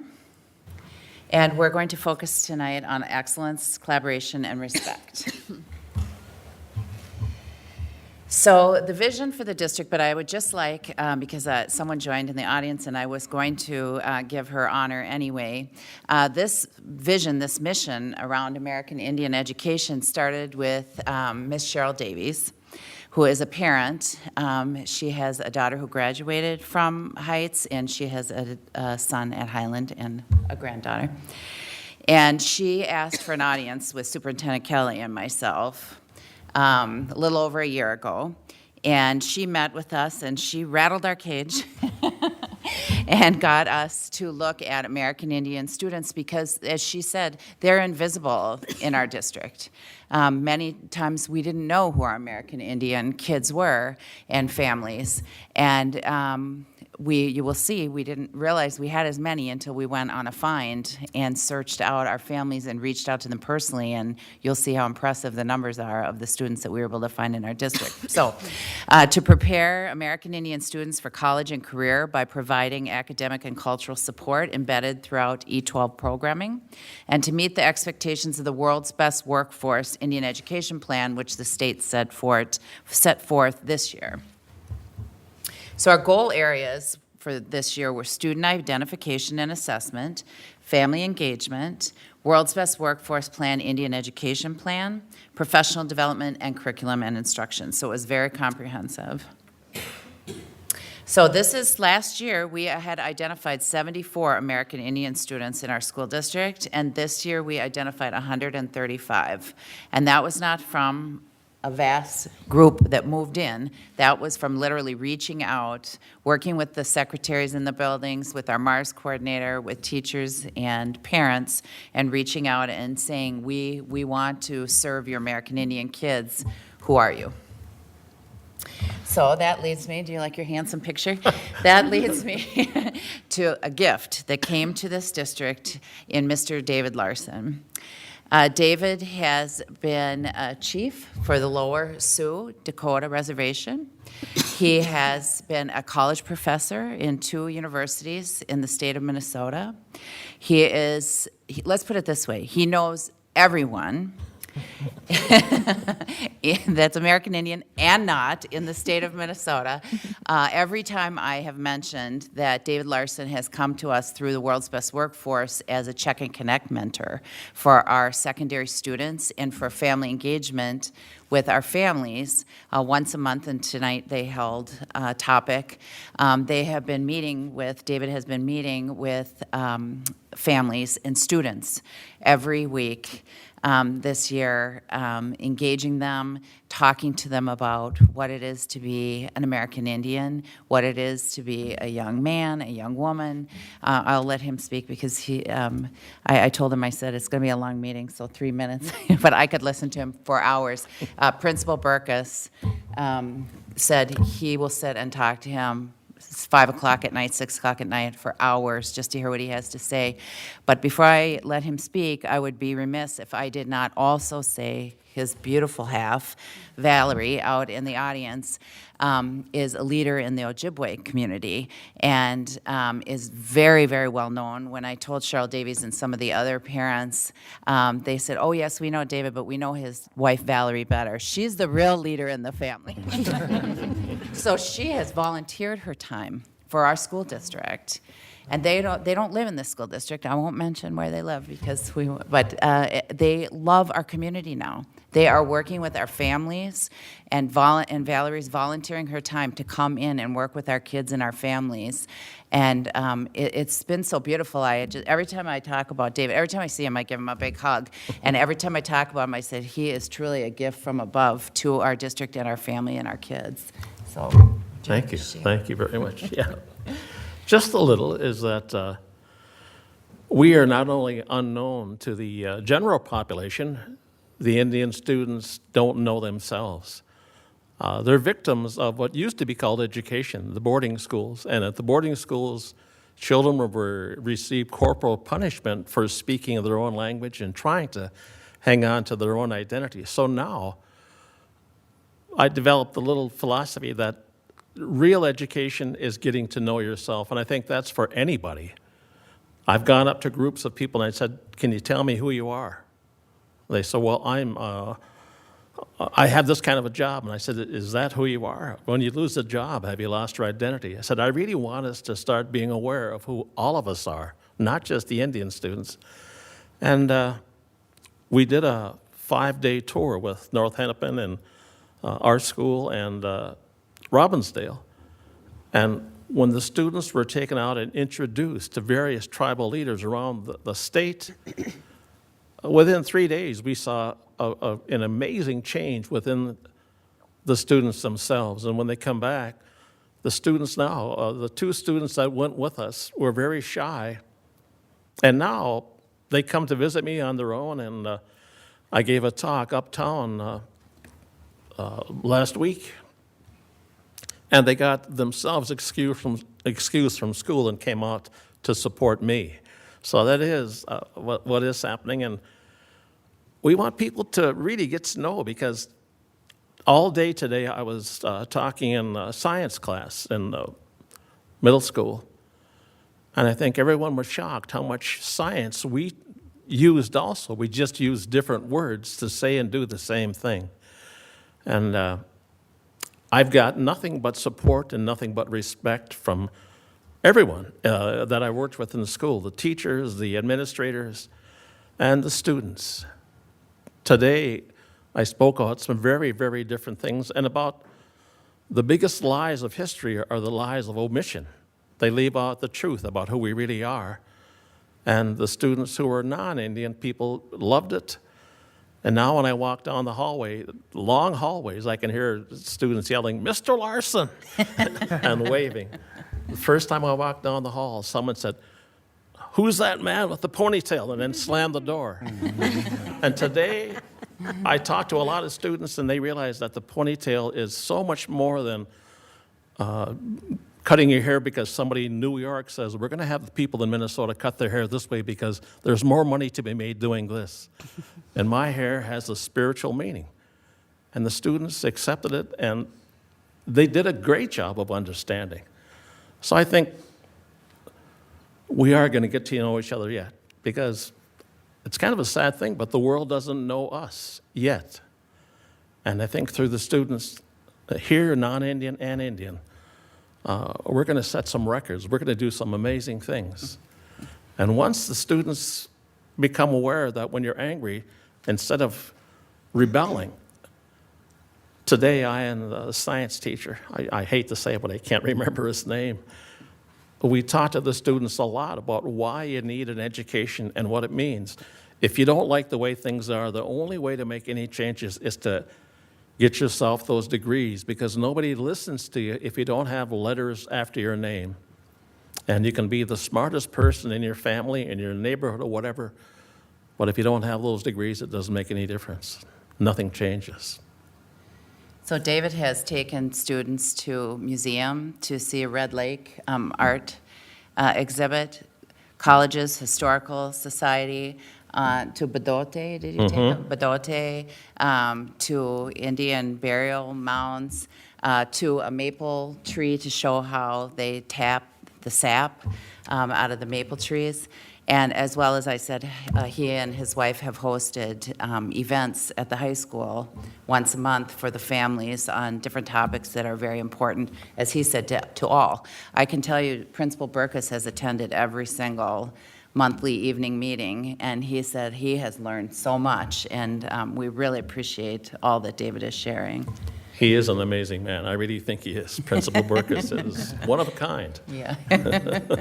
So here's a picture of the Honorable David Larson and myself at the powwow, as well as the wonderful drummers who came in and did the drumming for us, and they worked hard. There was only one drum troupe. And the guy on the kind of the right in the purple is Joey Browner, the former Viking linebacker. And he's living on a big reservation out west, speaking the language, and just loves the way our people live. So he's got the money, he can live where he wanted, but he chooses to live with us.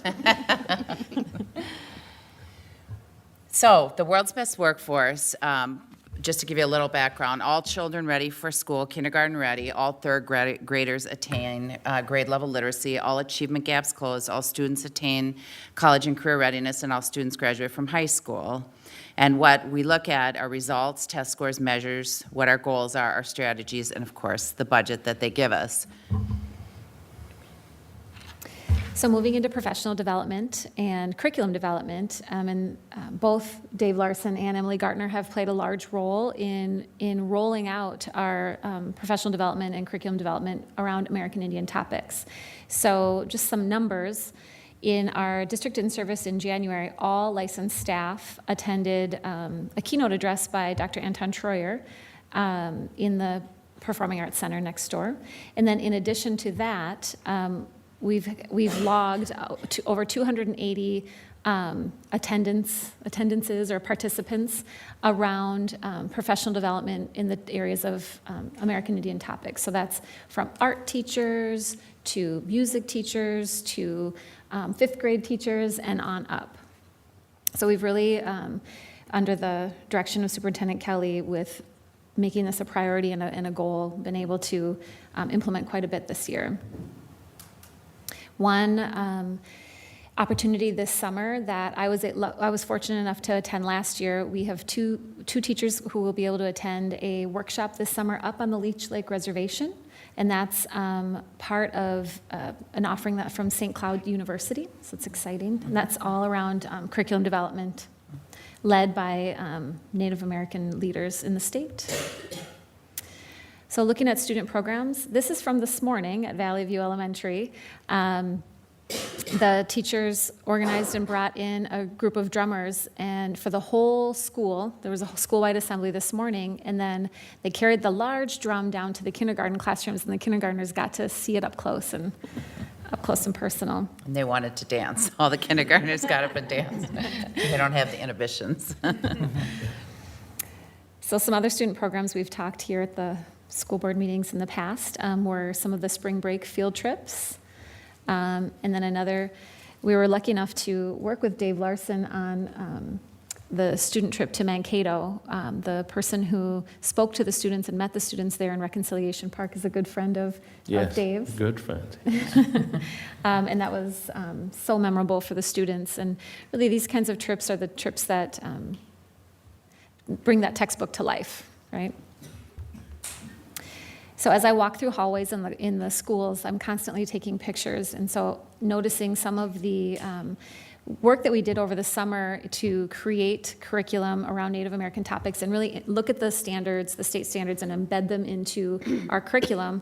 You can see the literacy standards are visible in the hallways and in the classrooms.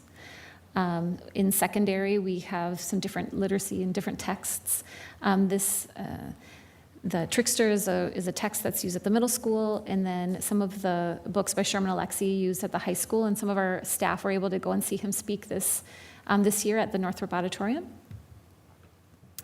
And then, of course, working with Nick Emmons from the Indian Land Tenure Foundation. He has done a lot of work this year with our K-12 HA committee with Heighten the Arts in making sure that they're able to fulfill the standards. So the last piece that we wanted to talk about was a new component to our curriculum. And so You okay?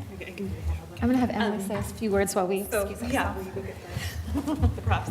So this process really started last year when we started looking at planning our inclusive curriculum, American Indian strand. But at that point, we were really just using our existing materials plus the resources that we found through Nick Emmons and the Indian Land Tenure. So we were able to get a lot of books and a lot of great resources in that way.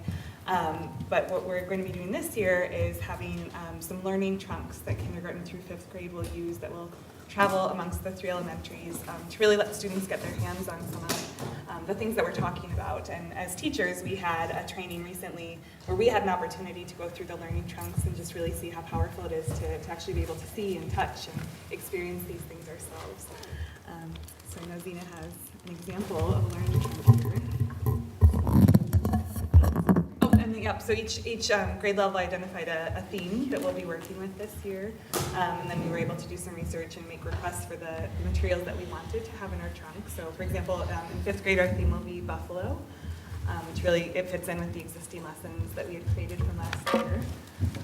So I'm not sure what the other grade level themes are, but I know every grade has a theme that they worked around in selecting their materials. And they'll be traveling amongst all 3 elementary schools, and teachers from all 3 elementaries have collaborated to create the lessons that go along with these trunks that we'll be teaching next year. You didn't give us all this stuff and expect us to pay attention anymore, did you? Well, exactly, no, but I mean, this is what's so cool is that you have a Zena, totally the different teacher, in experience her if you're able to actually handle these. They talk about this distraction with your Yeah. students and stuff. I know you can.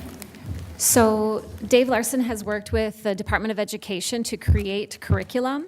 And then also we've partnered with Robin Nelson, who is an Ojibwa leader locally, to talk about what learning trunks are and what are some of the items that are authentic that will go into them. And before these go into the hands of our kids, these are hot off the presses, we're going to ask Dave to go through each and every one of them and make sure that we've got it right. And Valerie, too. Yeah. You know, one thing that is kind of key for me is I've asked my wife to help me stop calling the sacred ones kids, because kids are baby animals, and we call our children Wakayaja, which means the sacred beings. And that is how we treat our children, how we're supposed to. And somebody mentioned my new good friend, Cheryl, back here, and she helps get things started and stays on things. We just talked this evening about developing a positive Indian parenting program we can start building on whenever we get it put together. But I think a lot of our parents were beaten out of learning how to be parents by boarding schools. And as a result, instead of us teaching people who come to our country to join us, we were the ones that needed the help. And now we're going to go back and refine our old way of teaching. Why did we use a cradle board? Why, were the babies wrapped? We've proven some of these things to government many times, but because people have so little understanding of us, it kind of blows by them. A lot of people aren't aware that children learn faster by observing than getting their hands in whatever it is they're after, and that's why the cradle board was so important. Our children learn much faster than just, I don't know. Now what we teach our parents is put things up higher than the children can reach. That's not really a real teaching. And we want to get back to teaching ourselves who we really are. And then we're sure we can help other people as well. So with the learning trunks, we decided we would have a K1 trunk, a grades 2, 3, and a grades 4, 5. And the teacher said, no, we each need our own trunk. And so each grade level has a theme and has, as you can see, books and texts that go along with each of the artifacts. So we wanted to make sure that you had a little hands-on experience, just like the students do, under the guidance of people like Dave Larson, who are teaching us how important it is to be authentic and accurate and respectful of our, what's the word, Dave? Not kids. Wakayaja. Yes. Sacred beings, Wakayaja. Are there any questions for us? I just want to point out that they took the loudest thing away from me right away as soon as I got to see it. I don't know what they're trying to say about that. But I think it's really exciting. I remember not all that long ago, we were talking about, and the question was, how many Native American students do we have in our district? And there was, we think maybe about this, and now for the, and it was less than 100. I don't know if it was the number that we saw tonight, the 73 or whatever it was, but it was nowhere near what it is today, and just, and it doesn't sound like it's a huge influx of students coming into our district. So reaching out and identifying, who these students are, to me is a very exciting thing that's taking place. I'd like to see that. Thank you. I just had one question. Is that find something that will be continual? Are you Yes, continuing? we figured out the state of Minnesota requires only one ethnicity to be entered into the MARS system, but you can enter multiple. So I'll just be forthcoming in saying one of the ways we found a bunch was my secretary, Barb Erickson, and Nicole Kinney, the MARS, hand went through all the enrollments to see what parents had checked. And then we also did outreach, but yeah. Oh, I'm overjoyed. Honestly, I am just way overjoyed. I'm so glad that it seemed like a few years back that there wasn't a whole lot of access, and that really. It's regretful that the information wasn't available there, and that this, I mean, and for all the students here, to be able to bring the culture into the school and be able to really understand and share it. And I wish we had a trunk at the board level, so just kind of putting it out there. So I really want to play around with some, and that's just the first grade trunk too. Yeah. So maybe we can get a chance to see that at some point. Maybe at I would love to see. This is fantastic. This is wonderful. I know when we saw the stacks of the books and everything, we were very excited about that. I think it's really important, the point that you make, that this is for all students, and we as teachers are learning as well. We can't teach what we don't know. So last summer I had the opportunity to go on the Bdote field trip, which I really recommend. And I left feeling very upset because I grew up in St. Paul, miles away literally from where this was, and it was not part of my education. Nobody had ever taught me this, and I was angry that nobody had taught me the history of this place and the importance of this place, and feeling like it's my history too as a Minnesotan. So I think that's something that we're giving all of our students. Well, we have to make sure that we have to do whatever we can to make sure that the culture is nurtured and survives, and I hadn't actually looked at it that way, is that there was an active effort to separate the culture from the people. Yeah. And I'm glad that we can maybe learn and share more of that, keep it alive. Yeah. One big example why we didn't share more is that it was illegal for us to pray until 1978. And the Constitution came from the Iroquois League, which was Indian people. I have a little book in my office about exactly one page of the Constitution, one page of the Iroquois Great Tree of Peace. It came from us, but the important thing is it was developed and run by women. Benjamin Franklin copied everything except that fact. Thank you for sharing, David. Yes. Any other questions? So I'm sorry, go ahead, Dawn. I have a question. So it's just amazing and phenomenal to have this specific effort to reach out to members of this community and to also bring in that teaching into the schools. But I also wonder, at a district level, have we looked at the curriculum throughout the grades and made sure that it's in line and honors these things and doesn't contradict? And That's I don't precisely know yet what- how Columbus Day is handled here. Well, Superintendent Kelly sent then Director Burkus, now Principal Burkus, and myself to the first state conference, and the whole conference that week was a professor at St. Cloud State in Indian Ed. Her name escaped me, Brenda someone. And it was all digging through books, looking at curriculum, and at that time, he had Zena's position, and so we came back and started that effort maybe 3 years ago, and then this year, Zena and her team have really ramped it up, working with the teachers in each building. Thank you. If I might, I'd also like to add that in the administrative retreat this year, we spent 50% of our time on this critical issue, because just as the teachers need to be developed, our administrators need to be nurtured as well. And I think one of the things that probably newer members missed is that literally everybody went through all the media materials to weed out some things and to show them as examples in other cases. We had lots of books for people to look at, and this was meant to beginning an embedding process of this curriculum and making sure it's aligned, but it was also meant to develop a prototype. So when we finish with this, that we would be putting other cultures into this process and continuing on so that we become more and more aware of all of the cultures within our district. Anybody else? I love that question. Can you tell me who you are? I think that's amazing. Yes. I'm going to hang on to that one. Thanks for sharing that. Yes. Thank you for being a treasure to our district, Yeah. both of you. Thank you. They're wonderful. Yeah.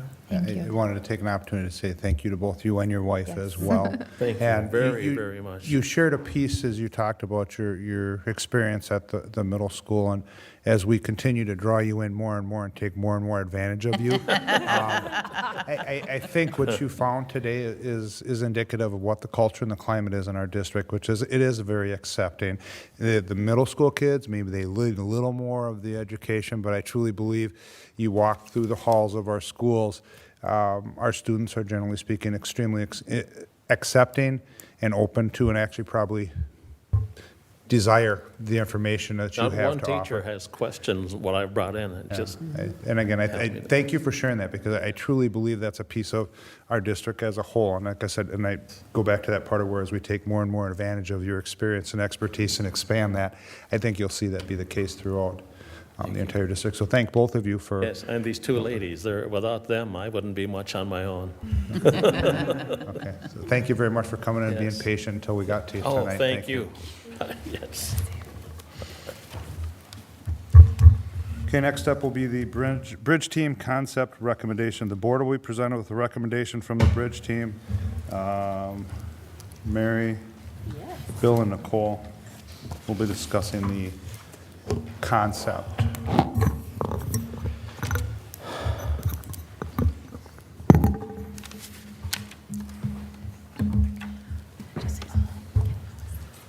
Superintendent Kelly would like to say something. I was just going to say, as we're preparing for the presentation tonight, one thing that I would like to have noted for the record is that our other co-chair, who is not with us tonight, is Principal Michelle DeWitt, but she has a graduating senior who is in another school district, and there's academic awards night was tonight and scholarship night, and so she could not come tonight, but she is with us here in spirit.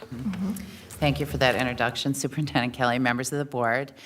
We're here this evening, as Chair Larkin explained earlier, to show the concept again. We discussed this with you at a work session, and we would like to present it to you again. We got a little bit of clarification on a grant that was discussed, and then we will just say that we're going to be bringing it to the June 14th, I believe, board meeting for an action item. So if you want. Just for clarification, you're going to be bringing the, I'm sorry, I probably have the date wrong. no, I'm just talking, you're bringing the design concept. Right. Okay. To the, Before we get started, can I quick say something? Chairman Larkin, members of the board, and Superintendent Kelly, I want to begin by thanking you. I had to write this down just because I wanted to make sure that I got it all out without tearing up. So I want to say thank you. Thank you for being open to this idea of community and district collaboration. Thank you for setting clear guidelines regarding this space. I know as a parent, community member, a homeowner, taxpayer, all of the above, I appreciate your thoughtfulness regarding the potential fiscal responsibilities related to this concept. The fact that you guys were really careful in outlining the specifics really helped, I think, the Bridge team to create a concept that holds all of your ideas at the forefront while also still thinking about how we can sort of collaborate as a community and as a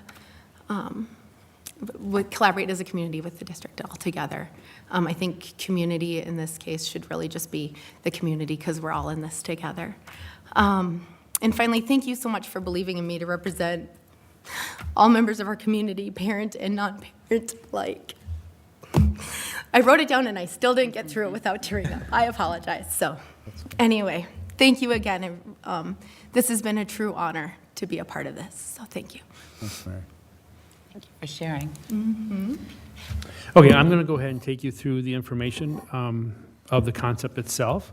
Again, our mission, you've touched on this several times already this evening, but we are here to create worlds of opportunity for every learner here in Columbia Heights.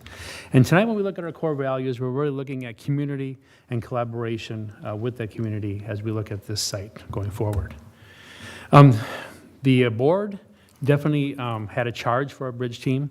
The Columbia Heights Public School Board charged the Castle Heights site bridge team to develop a plan for the site, which could include a connection with or expansion of Blooming Heights, an outdoor classroom and/or performance space, outdoor theater. The school board is open to the inclusion of pollinator or other gardens, benches, shaded areas, buddy benches, and/or sponsored bricks. Wait, before you go on, Bill, can I interject? Sorry, guys, I didn't get a copy of the PowerPoint. I actually didn't know that I was presenting tonight. I saw the agenda online, and that's how I found out. So I just want to, last week when we talked about this, we presented this information.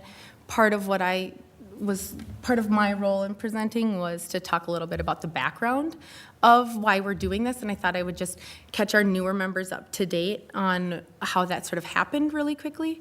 How about if we just go through the presentation? If it isn't covered in the PowerPoint, if you feel like there's something you want to add, that would be fine. But to keep it on task, if we could do that. Sure. Thank Yep. you. Go ahead, Bill. Okay, this is a picture of what the Castle Heights site looks like now after the playground area was taken down. We did keep the two towers. But you can see the total space to give it kind of a good look at what the scope of the area is.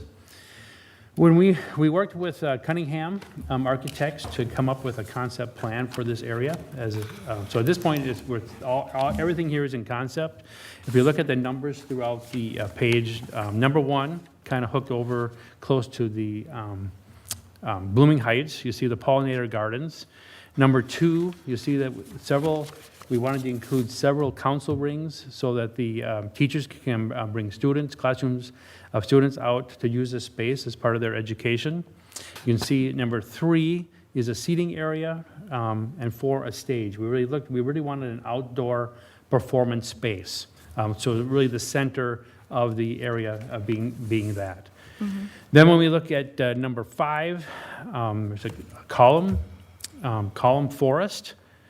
And then number six, some covered seating areas. Number seven, a tree house. And then eight, you see where several benches in the black, or several benches are placed throughout the entire site. I think the whole group, when this was presented from the architects, really were pleased with how this came out and the ideas that are put together here. We really felt it came together very, very, very good. Now here's just a couple of examples of benches, council rings, and so forth. So you can see the council rings, kind of how we are envisioning how the students would sit and have presentations taken to them. And then I'm going to give you a little different perspective of the site, more of a 3D look here. Mm-hmm.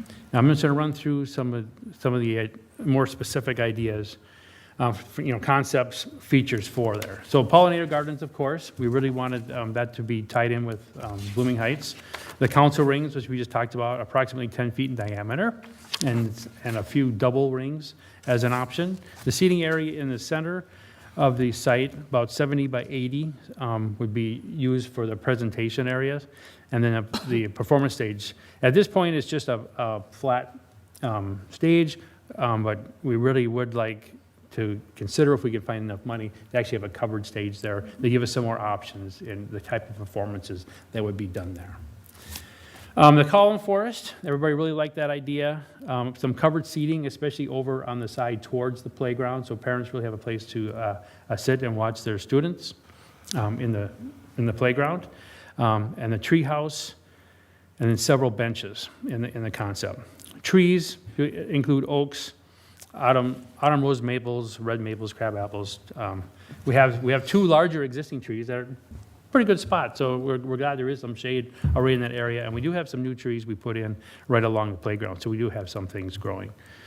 Shrubs, looking at evergreens, red twig dogwoods and grasses. The paths through the site, and in the concept that you saw on the stage, the smaller paths are only 2 feet. We really want those to go to 3 feet because we want to make sure that we have a 3-foot minimum, so any type of a wheelchair would be able to be used on those paths. Considerations, of course, with the stage and knowing we need some sound, electricity really must be run to that site, and we need quite a bit of signage so people can understand what's there. When we looked at prioritization with construction, the group really looked at, of course, the electricity stub. We want to get the pathways in and get some trees in to start growing, and then the stage seating, then the council rings, pollinator gardens, shrubs, covered seating, and a tree house was the least on our priority list. Now, I want to cover, there was a lot of discussion last week on the Mississippi Watershed Grant. There was really some concerns, and there were a long discussion about it. In the concept itself, there was not any type of water piece introduced. So we just want to point out the water is a liability.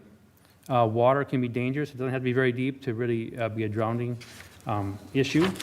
It's very expensive to maintain chlorination and sanitation, especially with water that's not moving, and of course, it's a breeding ground for mosquitoes.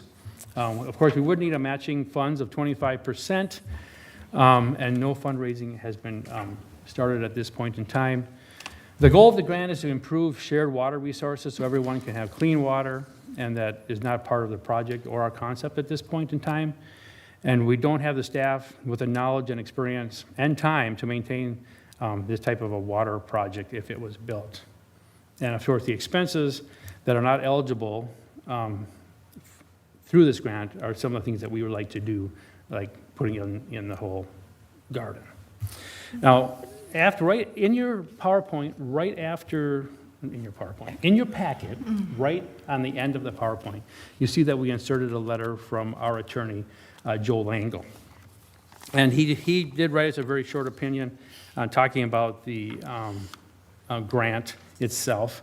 And he just kind of reiterated some of the things I just said, that at this point, there's not a proposed water feature in the concept. The planning grant is for the purpose of improving water quality. The project should be for the purpose of reducing water pollution, reducing flooding, retaining water on the site. The district does not have any drainage problem. And in fact, if you remember a couple of years ago, we actually put some drainage tile in this area to make sure that we didn't have any type of water problems, especially around that playground. Given that there's not any existing drainage issues on this site, and the purpose of the site is not intended to create any drainage issues, it's difficult to see how the planning of this project would be eligible for the funding from the Minnesota watershed. The landscaping project does not appear to be within the intended scope of the stewardship fund program.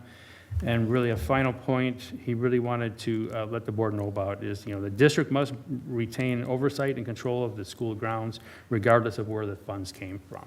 So you can read the whole letter there. It goes in a little more detail than that, but that was kind of the gist, just because of the interest of time that we kind of run through that little faster. So at this point tonight, we're just presenting the concept to you. We'll be coming back at a later meeting to ask for action on the concept, for you to accept the concept. At that point, we will go forward and look at phasing of this project, look at getting estimates of the cost, and putting more details to know what that project will look like when we actually get going on it and finish it out. Yeah. So was that going to be in the PowerPoint too? This is from, what I have is from the agenda, so I don't have any of the pictures and I don't know about that letter. But some of the concerns that were raised that are in the agenda, I think there's some misunderstanding, it sounds like, in reading and interpreting what's going on with the Mississippi Watershed Grant. Okay. And so John, I know you're going to say something, but yes, what I want to say is that if you want to talk about social and emotional functioning with kids in classrooms, I'm your girl, I got that. Unfortunately, I am not an expert on this grant. I don't know a lot about how this grant works in general. I didn't have a lot of time to prepare for this There was really- presentation. there was So no- John, Mary, there I was would no like to, reason I would for you to I would prepare. like to request, I apologize for talking over you, I would like to finish my statement. I would like to request that another member of the bridge team join me up here to help talk about and address some of these concerns that are listed, to just clear up any sort of misconceptions, because I feel like there might be some things that are being sort of not, that I didn't communicate very clearly, and I want to make sure that you guys have, I'm not asking you guys to make a decision at all, but I want to make sure that you have the most appropriate information moving forward. We allowed a lot of latitude at the work session, and the grant was brought up when it was not even on it as a topic of discussion. The board meeting itself tonight is very structured. The item on the agenda is the approval of the design concept. We're not having a conversation about the grant this evening. This is a public meeting. He brought this up to clarify some things. If you look at the agenda, it says it'll be presented a recommendation by the bridge team for the design concept. The grant is not at issue tonight, Mary. Well, What we're here to get is other information about the design concept itself, and that's what the board's discussion is going to be tonight. Okay, so then so I don't understand then why this is on here. Like I said, I didn't know about this meeting. I didn't have any ability to prepare. And as far as I knew, we were guessing what from the agenda, we were going to be doing what we did last week, which I was told by Michelle, who was my co-lead, and Bill, I believe you were on that email as well, that I was going to be presenting on the grant. So without having any information from my district contacts about the context of what we were talking about, my assumption was that we were going to be talking about the grant as well, since that was what we presented on last week. So I apologize if that was not the case. However, I'm feeling incredibly confused as to, if this is not something that we're talking about, why is it that we're only able to listen to one side of it, which is the district side, and not be able to address any other things and clear up anything that's confusing, when we have somebody here who can address those concerns, who was also part of the bridge team? Okay, here's what I'm going to do, is I'm going to go backwards to last week. What was supposed to be brought to the work session to the school board last week was the design concept. The grant was brought in as an addition to that. And again, as I said, there was a lot of latitude allowed to have that discussion. The bridge team was tasked to come up with a design concept. The bridge team was not tasked to come up with a grant. Funding is a piece that comes down the road, but, and if I was not clear, I apologize personally to you, Mary, but at the conclusion of our conversation, and I remember it specifically because there was conversation as to whether or not it would be put on the agenda by a member, that it would not be on the agenda tonight for the meeting. The grant piece of it would just be the design concept. So if I didn't make that clear last week, I apologize, but that was my intention. That's what came up here. If there's information up there to reinforce why we're not having the conversation about the grant right now, that would be, I would guess, suspect the reason that Director Holmgren is presenting that. But the purpose of tonight is and will be for the board to ask questions and have a discussion about the design concept, not about the grant. Okay, then I really feel like it's unfair that we even are talking about the grant at all. And if I would have known that, Chairman Larkin, I would have requested, well, if I would have known anything about the presentation, I would have requested that we weren't going to talk about it then. Because I don't think that it's fair for you guys to be making decisions and the lawyer to be making decisions without having all of the information. And like I said before, I was asked to talk about the grant last minute last week, which I'm not sure if it was on the agenda last week either. So I can't be sure about that. So it sounds like no. We have somebody who was on the bridge team that was available to join us to share, to clear up any misconceptions. So when would be an appropriate time for us to add that to the agenda? Will that be on the agenda for the next meeting?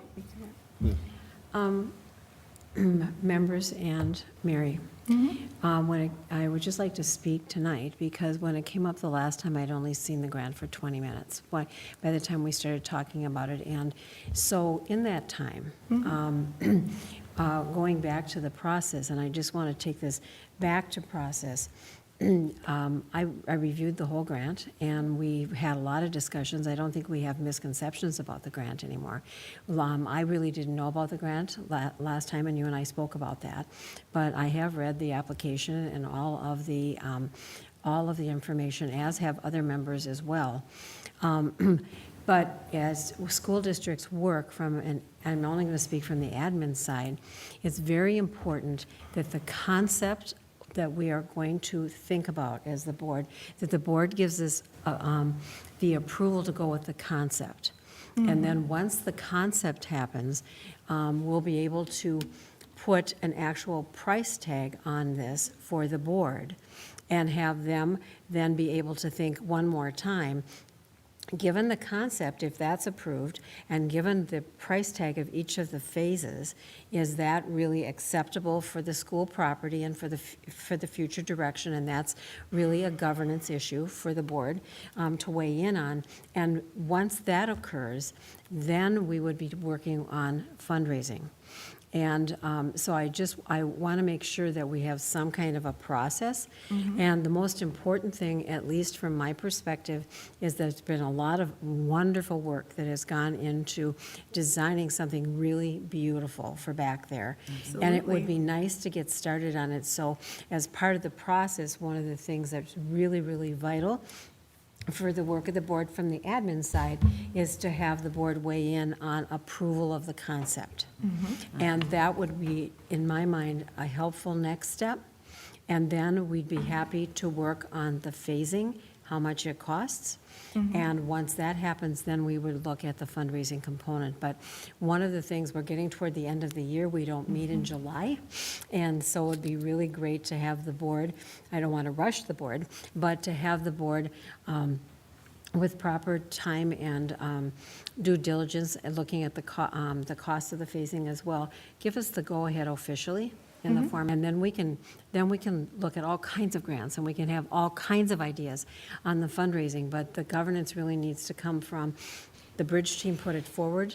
The board needs to give us some direction on if the concept is acceptable and if the phases and the cost ultimately is acceptable. So it's not a matter of not discussing money or any possible grants. It's just a question of when, from my perspective. And I just wanted to weigh in on that so that there's not any confusion. So yes, we'll probably be talking about multiple grants and a lot of fundraising activities, just like we're doing for some of the other things that we're doing in the district and collaboratively with the city. It's just important, and I'm not speaking for the board, but it's very important for the admin team to know that we have an approved concept of which we can start researching the costs, the final costs on everything. Well, sure, and I absolutely agree with that, and that makes sense to me. One thing that I find not acceptable, just from a communication standpoint, is that it doesn't feel, I don't know if it doesn't feel very fair. It doesn't feel like the community's being heard when you're only hearing from, you have it in your packet, you have a letter from the district lawyer that's talking about these things down the road, that's talking about the concept, but the community is not, you are not allowing the community to address those concerns. So that seems unfair. So I would like to request that you do not consider that letter at this time moving forward, at the next meeting, until you are able to hear both sides in equal representation. I'd like to point out that there is one community member up here for presentation, and there's 2 district members. There are multiple bridge team members behind me, and Chairman Larkin, you said no thank you to having them join me. That doesn't feel very much like you're letting the community be heard right now, and that feels really frustrating, and that feels like incredibly like you're shutting us down. Okay, let me rephrase that. If you have additions to the concept design that you feel you're not able to express to the board individually, I would welcome other members of the design team. If you're bringing other members of the design team to the table to discuss the grant any further, that's not on the agenda this evening. So if you're feeling I'm being unfair because I'm putting the grant off to the side, I apologize for that. My intention is not to make you feel unheard.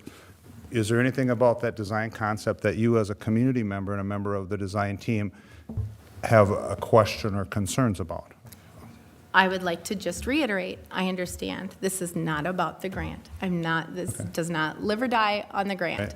I want to just, like I said, my request was, if we aren't talking about the grant, then please do not consider that letter from the lawyer at this time until we can talk about that portion and those concerns, which will come up potentially in future fundraising if it is approved.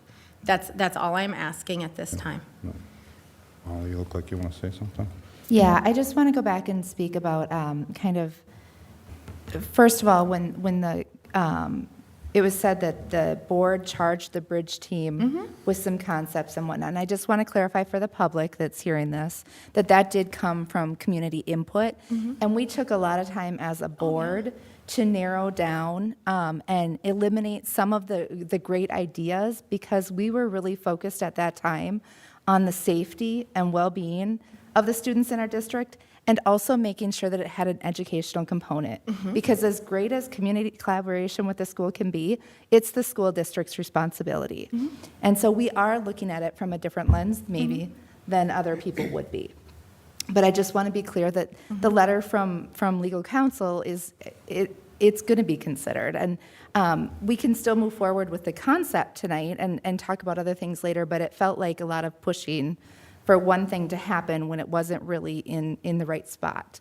And I want to reiterate what Superintendent Kelly said, is that, a lot of this conversation is taking away from what I believe is a beautiful plan. A lot of time spent on what could be really wonderful out there, and I'm looking forward to seeing where it goes. Yeah. Well, and that was something else that I wanted to say, was that, you guys did a great job in helping us decide how to narrow our focus. You gave us some really great direction. It was a wonderful collaboration. It was so great to feel the energy in the room when we talked about it. The landscape architects that came in from Cunningham, for the charrette were amazing. As far as the concept goes, I can speak for myself and some of the things that I've heard from the community. It's beautiful. It's breathtaking. Since you did say that it was okay to invite people up if they wanted to address the concept only, to be clear, Well, that would be I'll okay? re-clarify again for you in a second here, but is there anything about the presentation and the concept itself that was put up tonight that you don't agree with, you want something presented differently? That's my question, because I love the concept, Mary. I think it's phenomenal, and I already know the direction that I'm going to go when it comes time to make that decision. My attempt in providing you fairness is, I feel like you're saying, you don't have, it's not equal 2 and 2, and I don't know that needs to be, as if the presentation as we saw it tonight is the concept that the board's being presented with. Is there something about that you're not comfortable with? Or it sounds to me, at least from last week, that the design team as a whole, community and administration, were in agreement on it being a really, really, really nice, cool, phenomenal concept moving forward. Unfortunately, I did not attend. I was unable, I couldn't get off of work to attend that final meeting where that presentation happened. So, That was at our work session. no, at our work session was when I saw some of this, and after the charrette that happened, what was it, May Right. 1st? She's talking about the final meeting where Bridge team. Cunningham came back in, and which I was at, which presented the charrette that we had done, community and school district, selecting the different parts that we liked, that we didn't like. It was a great consensus. Cunningham came back and presented the concept that we're presenting to you this evening, saying, I took all of your ideas, community and district, the considerations, the legal considerations, the school wanting the students to be put first, and safety and have an educational purpose, the aesthetics of that everybody had discussed, the pictures, and had put together the concept. Then at the work session, the concept was discussed, said to the board that it will be brought to you at this meeting to look at the concept, to give you more information about it. The PowerPoint's exact same that you saw before, with the addition of the comments on the grant, which was a new addition at the work session that had not been brought up in detail. There were some grant ideas bounced around, and some fundraising ideas bounced around in the Bridge Committee. And so I think that maybe is what's causing the discord, and I don't mean to speak for you. I appreciate that, But, 'cause you're correct. but I think it's a little bit the cart before the horse. So we have to have the horse, which is the concept, and I don't think there's any disagreement with anyone on the concept, and that's what I'm hearing you say too. And then Wait, I'm hearing that there is some okay, just wait one disagreement. second. And then the cart could be the grant or the fundraising or the, anything that then helps meet that concept that we're agreeing on as a bridge team. So that's just what my comment I wanted to say is that, the horse is the concept. We need that approval or it's done. If the board doesn't approve it, that concept is done. Sure. Laura? Okay, I was just wondering, can we put the concept back up on the screen? Thank Because you. that's what I'd really love, that's what I was hoping we could just really talk about, because there are Sure, some absolutely. great elements in there. I love the idea of, could you go into some of the forest, the forest part, the seating area? You were talking about the grasses that may maintain, a better level. That's what we really need to talk about. There's a lot of work that went into this. The other stuff is not our work right now. Sure, Talk about all this absolutely. beautiful work here. Absolutely. One moment. Holly, did you have a question or comment? I'm new to this whole Castle Heights thing right now. So I understand that today our thing was supposed to be the concept. So my question is, why were we presented with information about the grant being, if it's on the table or not, if we're not talking about it? And why were we presented with the letter from the attorney if that's not what we're talking about today? I feel like it just opened a can of worms that was not on the agenda.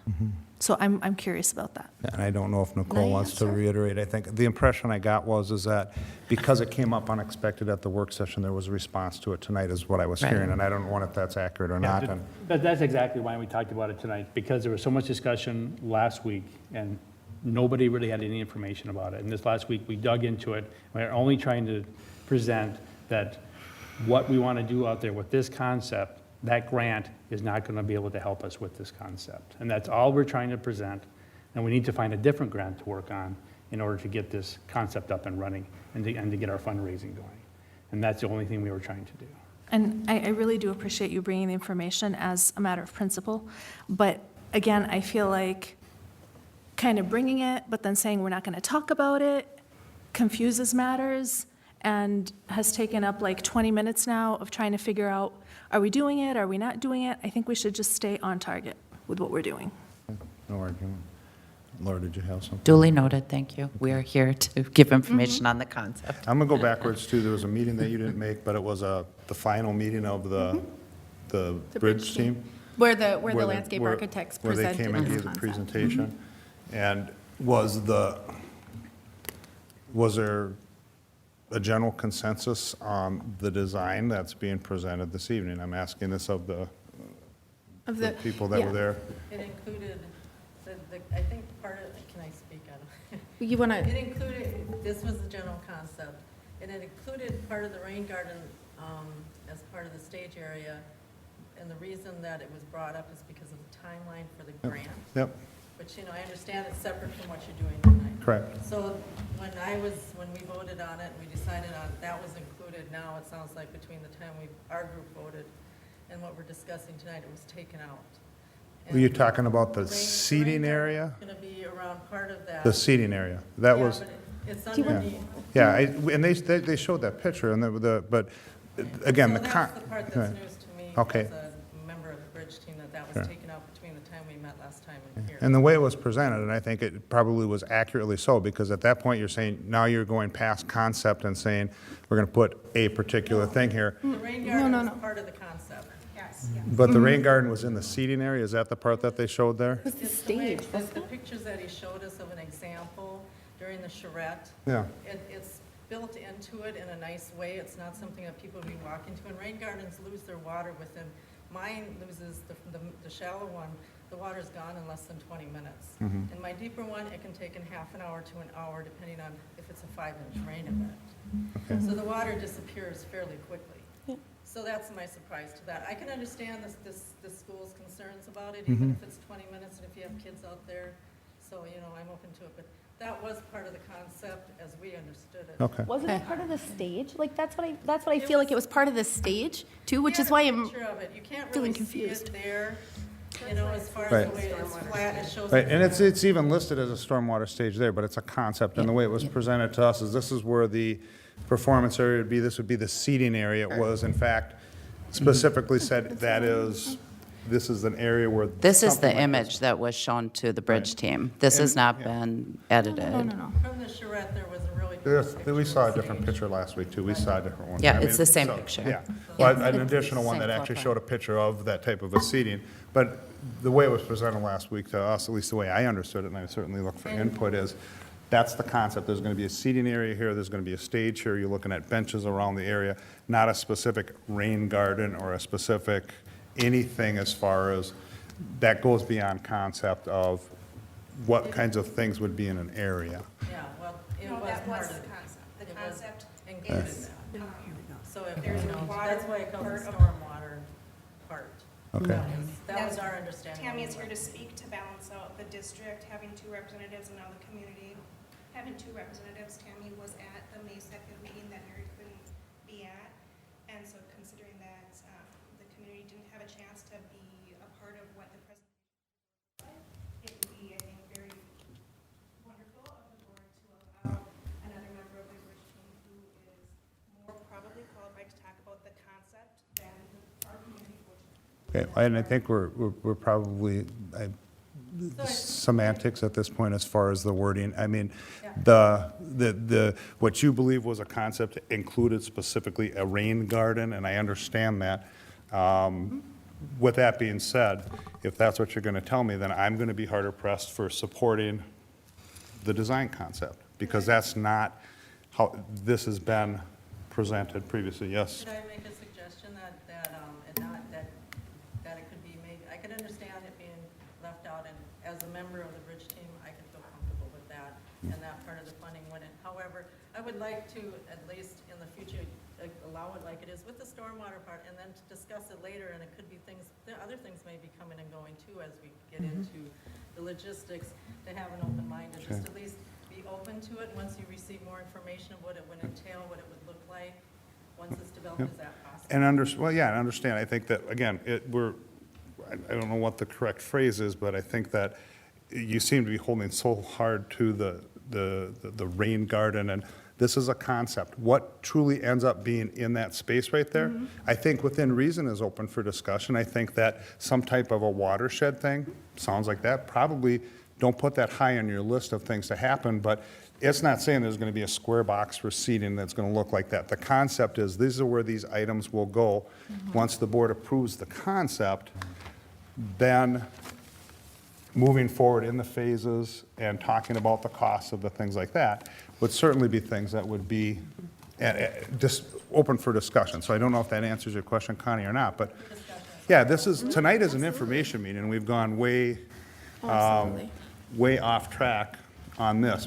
We're going to be making a decision on the board approving this concept moving forward. Tonight, the purpose of it is, do we have specific questions about this concept as it stands right now? So I'm going to try and take us back to that, if we could, and ask the board, do you have any specific comments or questions regarding the concept as it's been presented?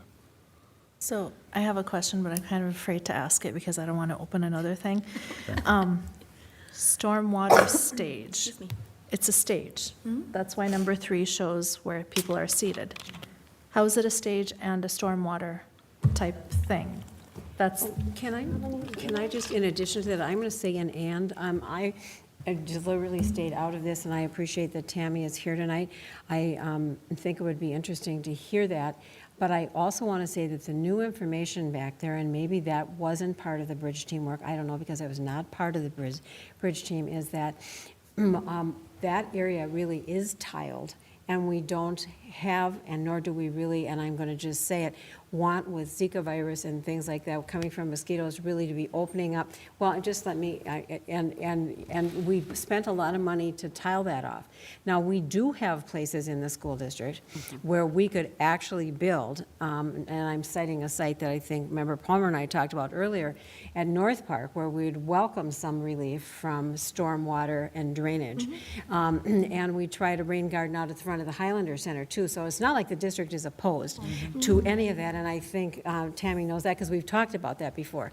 It's just in this particular in this particular plan, it was not something that we were looking toward building. We have, because of the way the site is purposed, and because we're not planning on fencing, we are not planning on having standing water. There's a lot of reasons for that. Sure. But it's not like we would not be open to other places in the school district that might very well benefit from this particular grant. And the last thing I want to say is that it is not that we couldn't work with the watershed on a project. That is not, the district is not, and I am also sensing tonight, and I hate it when we get to that point, and I'm just going to call it, that it's not we here anymore again. It's like there's two representatives here and there's two representatives there, and the whole idea, I think, of collaborating and come to consensus is that we work together and we're not taking sides. I think the information, as I got a lot smarter about it in the last week, looking at the grant and everything like that, and we're not, as an admin team, not opposed to looking at that grant in an area that may be more appropriate, and still look at a stage and gardens and plants and everything out in the back area. It's just that we have our toddlers and everything back here.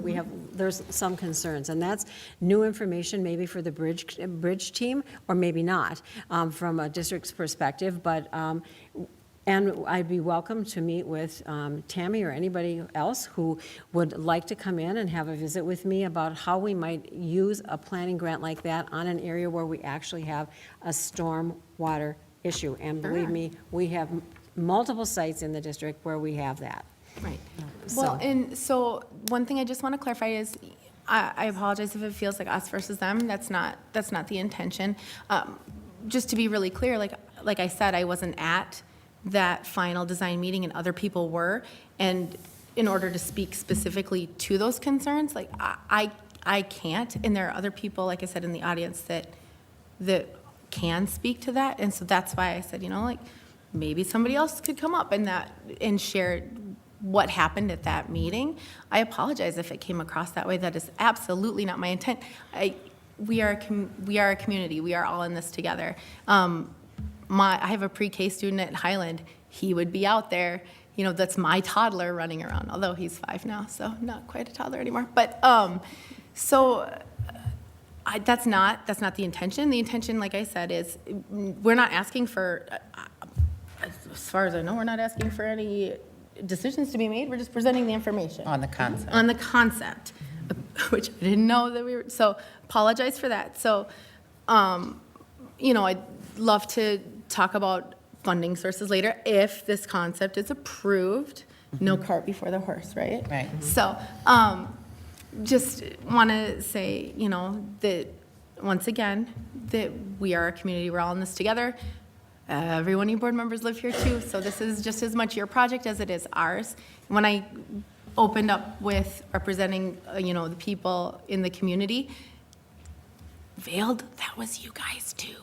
Because you guys have a say in this as well, even if you can't, this is still your taxpayer dollars as well at work. And so, once again, wearing multiple hats, parent, taxpayer, school board member, want to be thoughtful of that as well.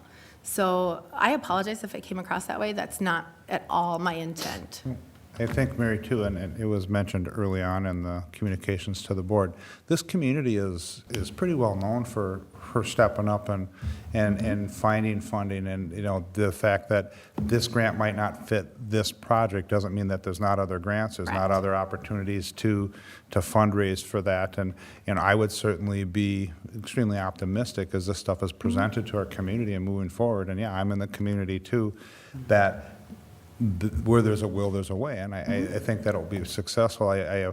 I applaud you for your enthusiasm for finding something that I think we can come up with this kind of money right now. That particular piece doesn't seem to match it, but I think when we get to that point, when the design is approved and we start phasing these things out, I think that that funding piece, I don't think it's just going to fall into place, but there's going to be, work, as with fundraising, there's always hard work, but I think that there will be some success when we get to that point, but we have to get to that point. And Chair Larkin, Superintendent Kelly, members of the board, I do not want to leave the board or the community viewing this with the impression that there was any kind of acrimonious relationship Goodness, no. between the district and the community through this process. I've been in the district for 13 years, and I asked to be on the bridge team just because of the ADA and the, making sure that our handicapped kids and adults would be able to access it. So that's why I volunteered to be on the bridge team.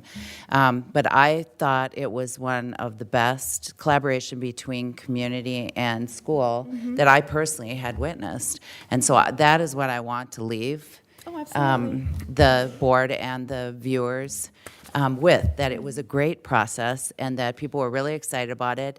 And I am excited to see the carts that we come up with, but I really would like the horse to be approved at our next meeting.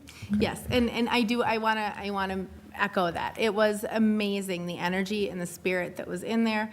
There's several people here tonight that were also in there. It was wonderful to see how excited people were to be involved in it. I think that there's some next steps for us should this concept be approved, as far as communicating it more with the community, and that's something that we can look forward. That's another cart. We'll wait for the horse. Boy, it has to be put back up on the screen. Yeah. Like, show this. Isn't it gorgeous? Beautiful. It's gorgeous. And the former Castle Heights site, sorry. What a beautiful place, and it was honored in Time Magazine. This was a beautiful space that people traveled hours to come and see. I have every hope that not only is this space going to be something that people will come and travel to see, but also that we can point at the collaboration and the work that we all have been doing together as a really a beautiful way of how the district can come together and how a community is built and how we can all work together. I think it was beautiful. Very good. And as keeper of the time, as I am. Do you want to go home, John? No, we actually have very strict guidelines as to when we can start a final topic within time frame. So, and we do have a lot of other items on the agenda. So I'm going to go back to the board one more time. Are there any questions or comments about the design that you'd like to address to the design team as a whole? Ted? Yeah, I just want to echo, my core concern, and core principle is that the school district works with the community and is responsive to the community. So I think that's what we're saying here. So that's great to hear. My question is the playground at the bottom of the picture there? So Can I show you? Because I struggle with this view. I'll be very quick. I struggle with this too because I look at it and I think it ends here, and it doesn't. This green space right here is the new playground with the artificial turf. Okay. Right here. So all of this. So if you look where that brown rectangle is in those squares, that is the former Castle Heights. Okay. Yeah. Facade. I struggled with that forever. So I'm glad. Thank you for clarifying that. So I like that because the buddy benches then, it looks like there's 2 buddy benches planned there. So for kids who don't have a playmate, that would be perfect, that they could find a playmate. And also the parent seating is great. So thank you, that's very helpful. And have the teachers and staff look at this and, can they advise us whether there's good educational value in this kind of concept? Well, there are quite a few educators, including myself, on the bridge team. Okay. I was a teacher for 20 years. But we really, again, back to the horse, we really need the board to approve this before we start rolling it out, to understand what additional things we want to fundraise for, we want to write grants for. We just really need this concept approved. Right, but my concern is that we don't approve a concept that isn't educationally valuable. Can I speak to this? And I'll make it very brief, I promise. When we proved all of the concepts that we charged the bridge team with. The design concept included things that were educational, like the stage, so that that could be utilized by the teachers. It included the outdoor classroom possibilities so that the teachers can take the kids outdoors. So those were some of the components that we charged them with including, if possible. Just a suggestion, if the staff hasn't seen this concept, it'd be nice to get the staff input now that it's all kind of coming together. So. Okay. Any other questions from the board? I just want to say it's a beautiful horse. Do you want to name it? That is one thing that we will have to do because this is not Prince and we can't name it a symbol. Like, we have to figure out something better than the site formerly known as Castle Heights. Okay, with that being said, if there's no further questions or comments from the board, thank you very much for all your hard work to get us to this point, and that'll be coming back at a future board meeting for discussion and potential for approval. Thank you. Thank you. Yep, thanks. Thank you. Next up is Medal of Honor, Zena, Bill, and Brian.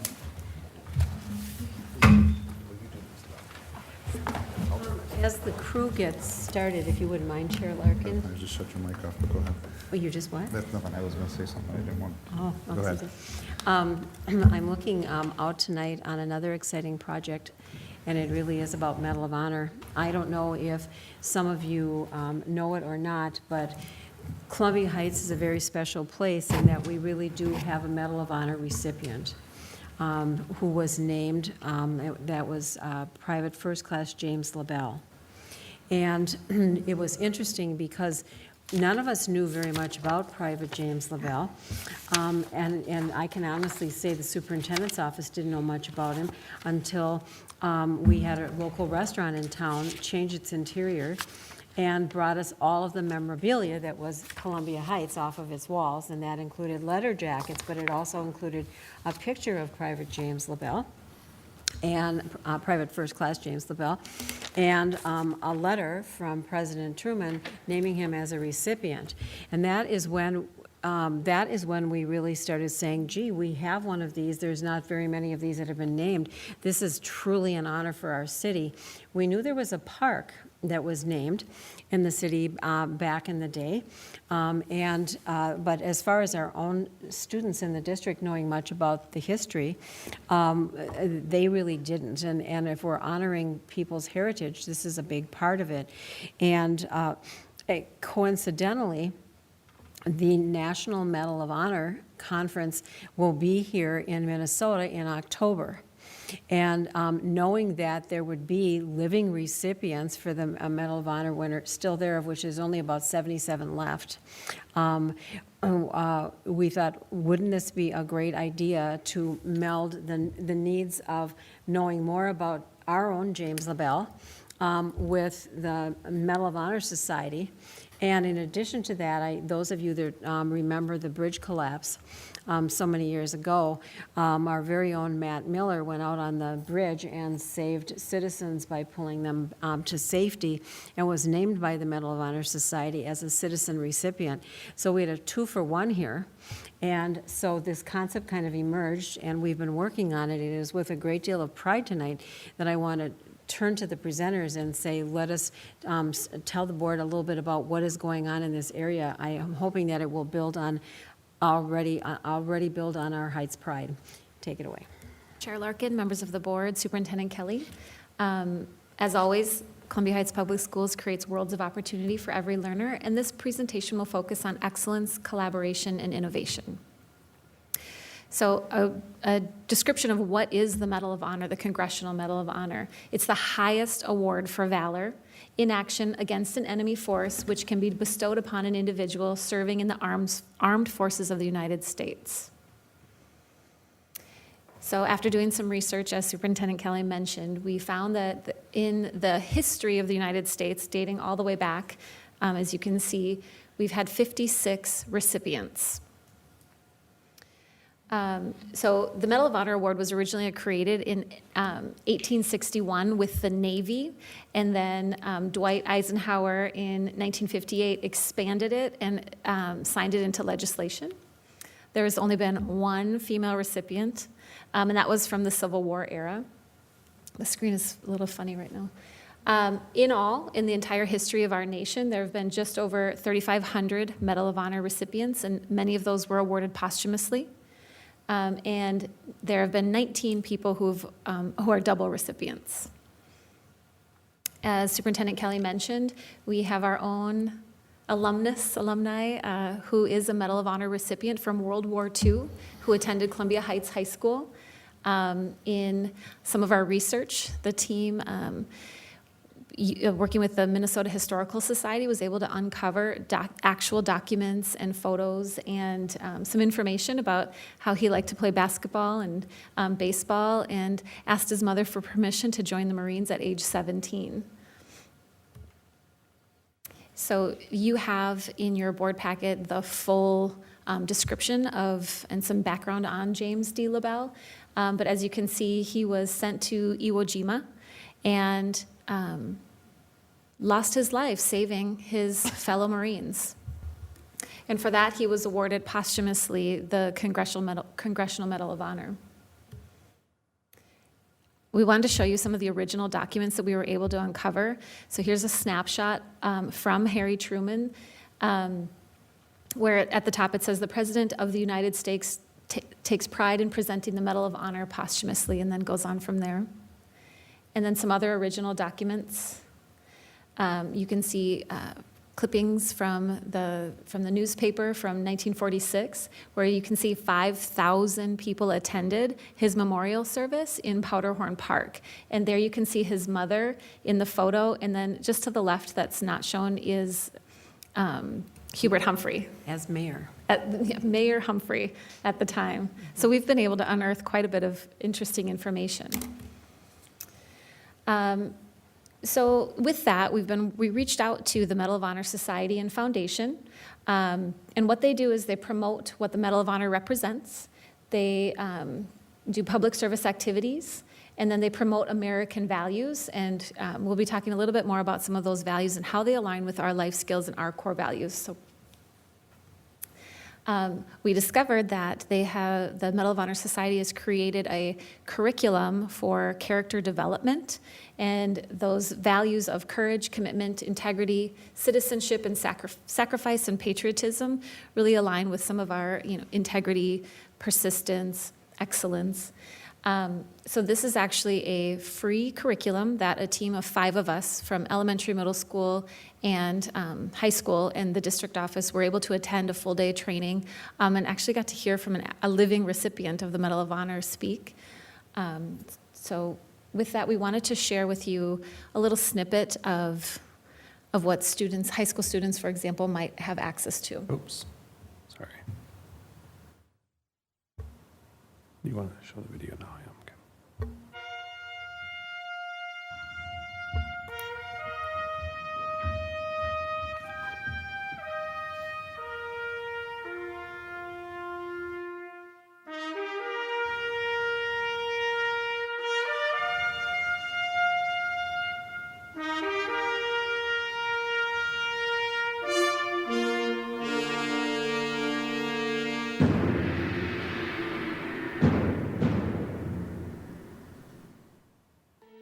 I graduated high school. I was, maybe because I didn't have much of a role model, I was always trying to prove myself, so I was always challenging.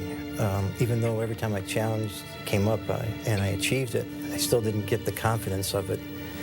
The girl I was going with at the time decided to go to college. She said, "What are you going to do?" And I said, "I don't know, what are you going to do?" She said, "I'm going to go to college." I said, "Okay, I'll go to college." We were there maybe 2 months, and she broke up with me. So there I was in college in 1965. And of course, with such a great career decision model that I used, I didn't stay there much longer after that. I remember going down to Church and Fitzhugh Street. There was a Sergeant Flota, Sergeant First Class, and I said, "I want to be a Green Beret."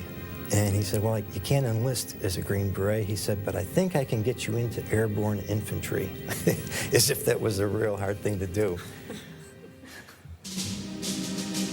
Gary Bykirk enlisted in the Army and eventually earned his way into the U.S. Army Special Forces. Following a deep desire to help others, he received his advanced training as a medic. Not long after, he found himself in the wilds of Vietnam. Our first operation was off of Entree Island to acclimatize yourself to Vietnam, the culture, the heat, temperature, conditions, everything that was there. And that was a challenge, but it still wasn't like it was real. And it was kind of like still watching a movie, maybe.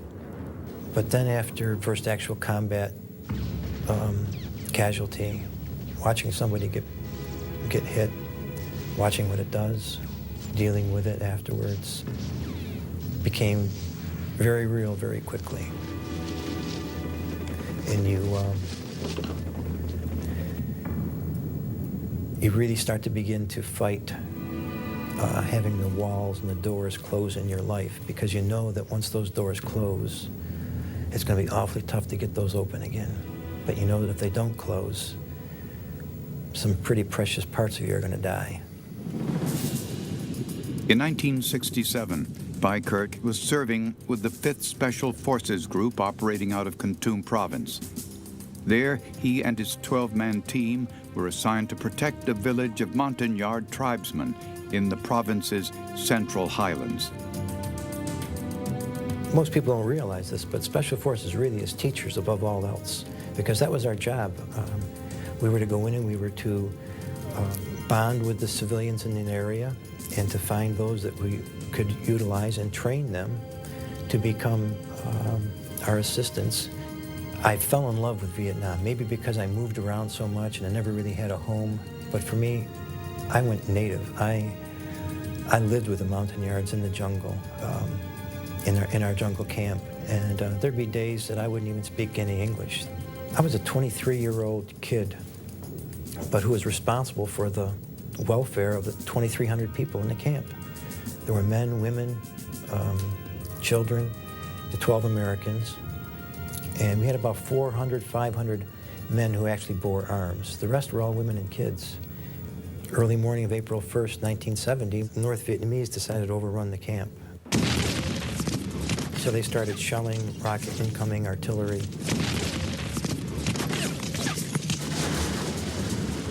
I remember seeing artillery round explode and 2 of the yards getting blown apart.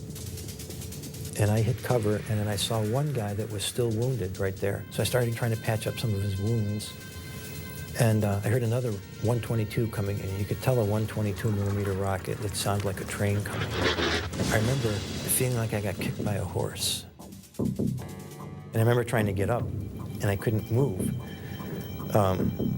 And I found out that what had happened was that the shrapnel embedded in the spinal column and knocked out my spinal cord. It was like a concussion to the spinal cord, and I couldn't move.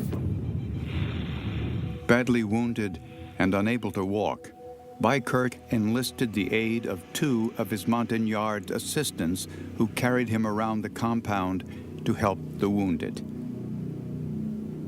Not many people know what it's like to be under fire and then have somebody yell out medic, except those who are medics. And they don't know what takes place inside of you that causes you to get up and go when everybody else is hiding, and ducking. Bac Si, which is Vietnamese for dock. I hear that all the time. At night when I try to sleep, I hear calls of Bac Si, and screams. I remember going over and trying to help the other medic, Dan. I remember doing some surgery while helping Dan tie off some bleeders, doing some other surgical procedures, but I collapsed. And when Dan finally took a look at me, I had gotten shot, and it run to come through here and come out here. And he said, "Oh my God, and I said, "Dan, you don't say that." That's one of the things we learned in medic, is you don't stand over a guy and go, "Oh my God."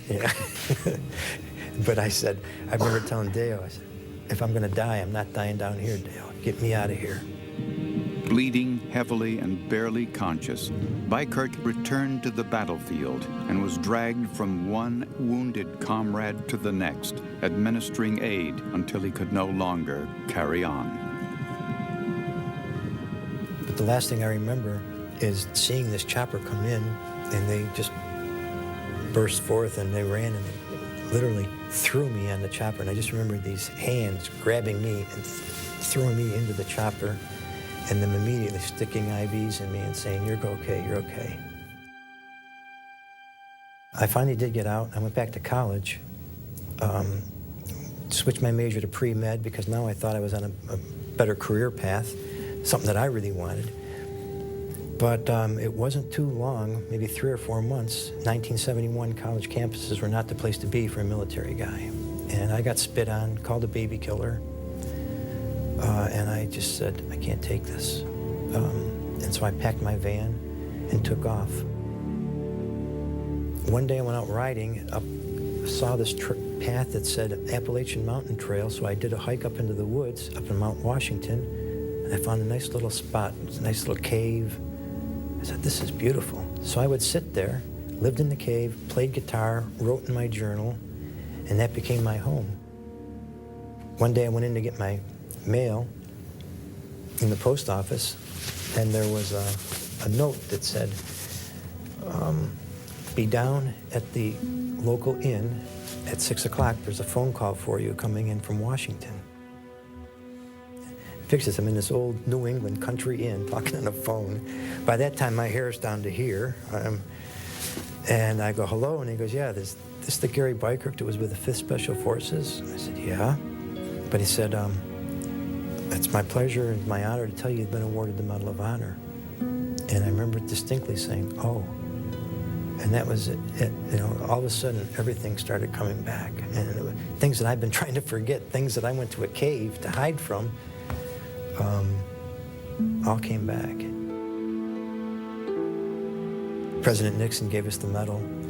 And afterwards, I stayed in my motel room. I didn't feel like celebrating. I'd had a real tough time remembering all that stuff again. And many of the guys in the society will tell you that for years I did not participate in any events. I wouldn't come to the inaugurals. I wouldn't come to conventions because I still don't feel worthy. But it was just too difficult of a thing for me to bear. But there's a verse in the Psalms that says that man that is in honor and understands not is like a beast that perishes.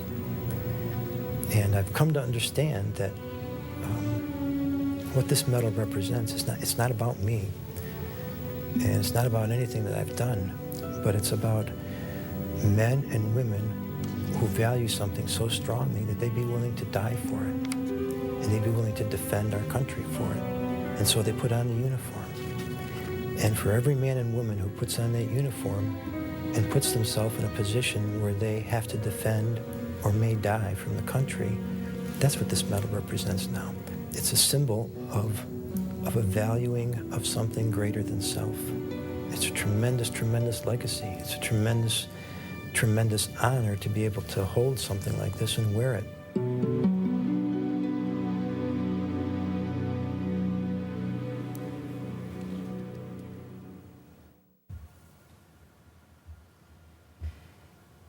So as part of the character development curriculum, there are these brief vignettes, and the purpose of the vignettes is not to glorify war by any means, but to really provide a model of people who have demonstrated exceptional character in the face of, extreme situations. And so really connecting to our, obviously with a video like that, our older students in an American history class, for example, being able to connect to what would you do and who are some heroes in your life and different things like that.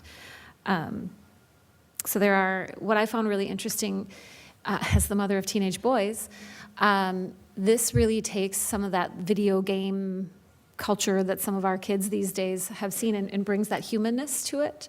And the idea that with the convention coming to Minnesota, we've submitted an application so that we could have one of the actual recipients of this award come and just really bring it to life for the kids. That there are, just kind of bringing it to life what happens out there and what are some of the things that it takes, that persistence, that drive, that courage, that integrity. So October 2016, they'll be in town. One of the quotes that the Medal of Honor Society uses from Abraham Lincoln is that any nation that does not honor its heroes will not long endure. So it's something that with a Medal of Honor recipient in our own town, we're interested in pursuing. So we've come up with with a list of initiatives. You can go ahead and go through them. So first is to establish the background of Private First Class James LaBelle and a connection to his family. He actually has living siblings. His sisters are living, albeit they're in their upper 80s, and he has a nephew. And we've actually been able to contact them and have communication with them, and they're really excited about the ideas that we may be able to honor their brother, and they're willing to work with us on that, which is exciting. I just mentioned number 2, explore and implement the Medal of Honor curriculum, which isn't a full-blown textbook by any means. It's a character development program, so brief lessons around that. We're exploring the idea of a culminating project, which would be an essay contest. Now, this would be something that we would do over the summer through, for example, that collaboration that we have with St. Anthony New Brighton, where it's a writing class, and they talk a lot about identity and community. That would be a nice fit. And then perhaps to honor James LaBelle at the alumni dinner in the fall, to mention him there. Another item on the list is a rededication of a memorial site to James LaBelle. Superintendent Kelly mentioned that we received some artifacts from that are now currently displayed at the high school in the entryway. I mentioned the Medal of Honor site visit application, which we have submitted. And then exploring the idea of a LaBelle scholarship. And then Director Holmgren and Director Hennekins are going to talk about an establishment of a permanent Medal of Honor recipient commemorative site. Yes, so this was kind of a Bill and I's major, Director Holmgren and I's major piece of this. We all kind of met as groups individually, or groups for different parts. This was something that we worked on, and the initial conversation was where can we really build a site, a memorial to James LaBelle. And as we talk about everything that we can do within the curriculum and all of the activities. And so we have our horseshoe area out here. So the picture here is kind of our concept of the memorial site. I'll use that word. It's really, we want to keep it simple, but we want to get something that's going to last a lifetime out in the horseshoe area. So we have that cross walk that's in the horseshoe area. This kind of gives you a better picture of it. This is that cross walk that goes, or the sidewalk that goes across that horseshoe area. And we have 2 existing benches there. They're the blue benches.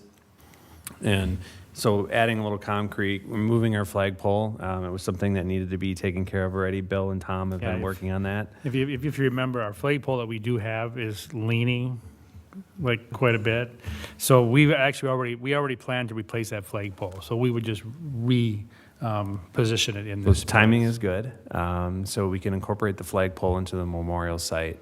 You can see at the bottom is that flagpole, and then from that picture, that pedestal memorial stand. We'll have a plaque on that.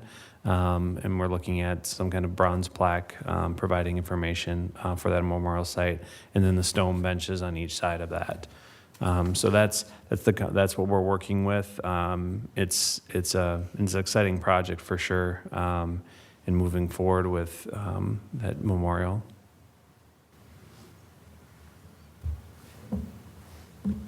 Questions on that?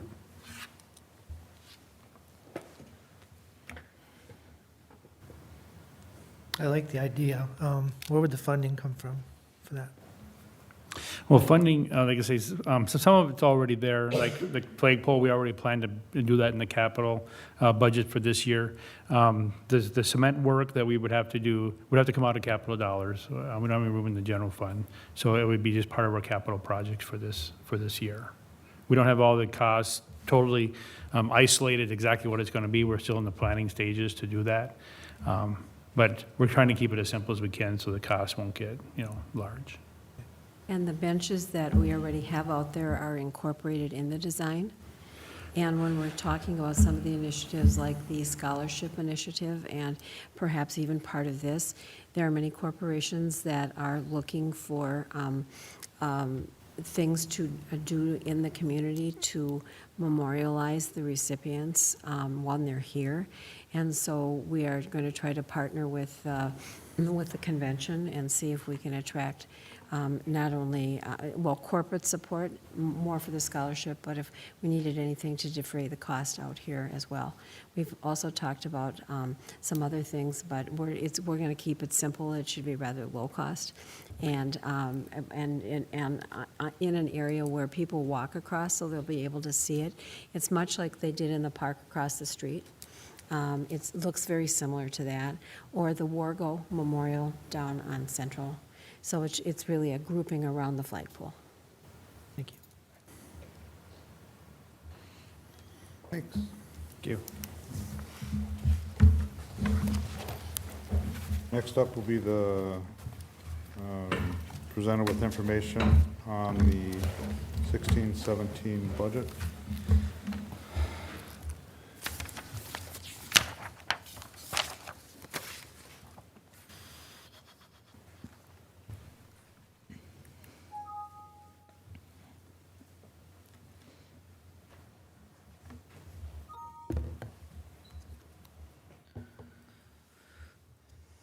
There we go. Okay, Chair Larkin, members of the school board, Superintendent Kelly. It's time again to talk about budgets. I know it's getting a little late. It's a very dry subject. I'll try to move through it relatively quickly. Again, just to touch on our mission.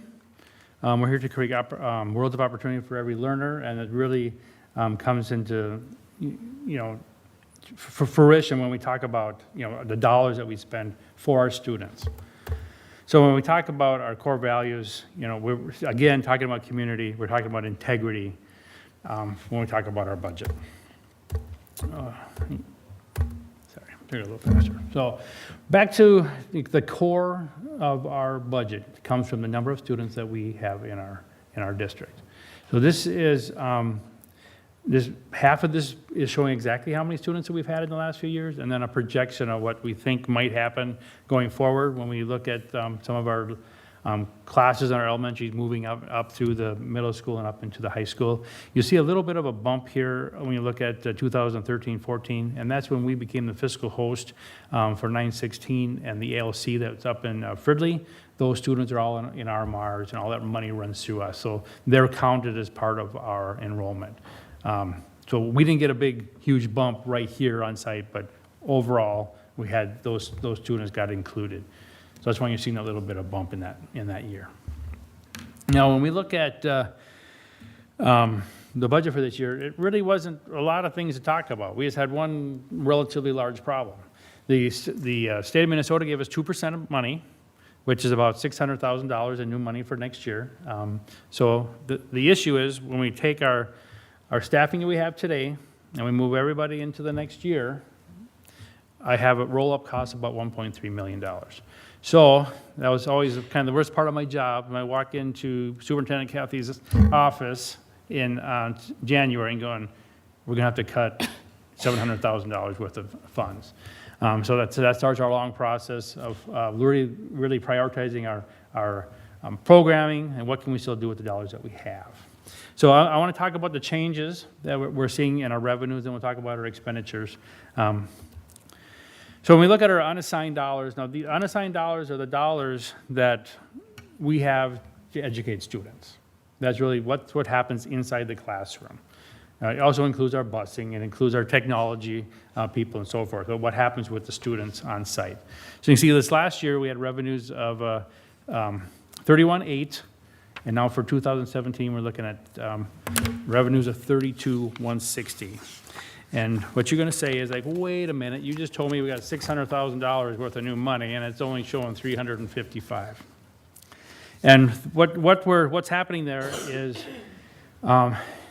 the students that we used to transport from Minneapolis as our Choice is Yours. That program now has gone away. So we have some funding for that transportation that's going away, $100,000 worth. So right away, we go from 600,000, now we're down to 500,000. And the other piece is our targeted services dollars. If you remember, we used to have the program which we had with the 21st Century dollars. And it's slowly been getting smaller. So that's also shrinking in this next year. We were running that program after school 2 days a week. Now we're only down to 1 day a week. So that's, again, another drop of about $145,000. So that's why you're only seeing total revenue going up $355,000.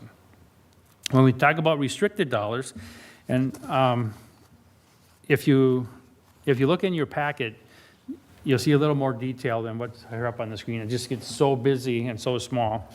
But when we talk about restricted, that's our capital dollars, that's our compensatory dollars, and our health and safety dollars, our deferred maintenance dollars, all that runs together. It's all our grant money, so it's all Title I, it's all the federal special education, integration, all that's kind of lumped together.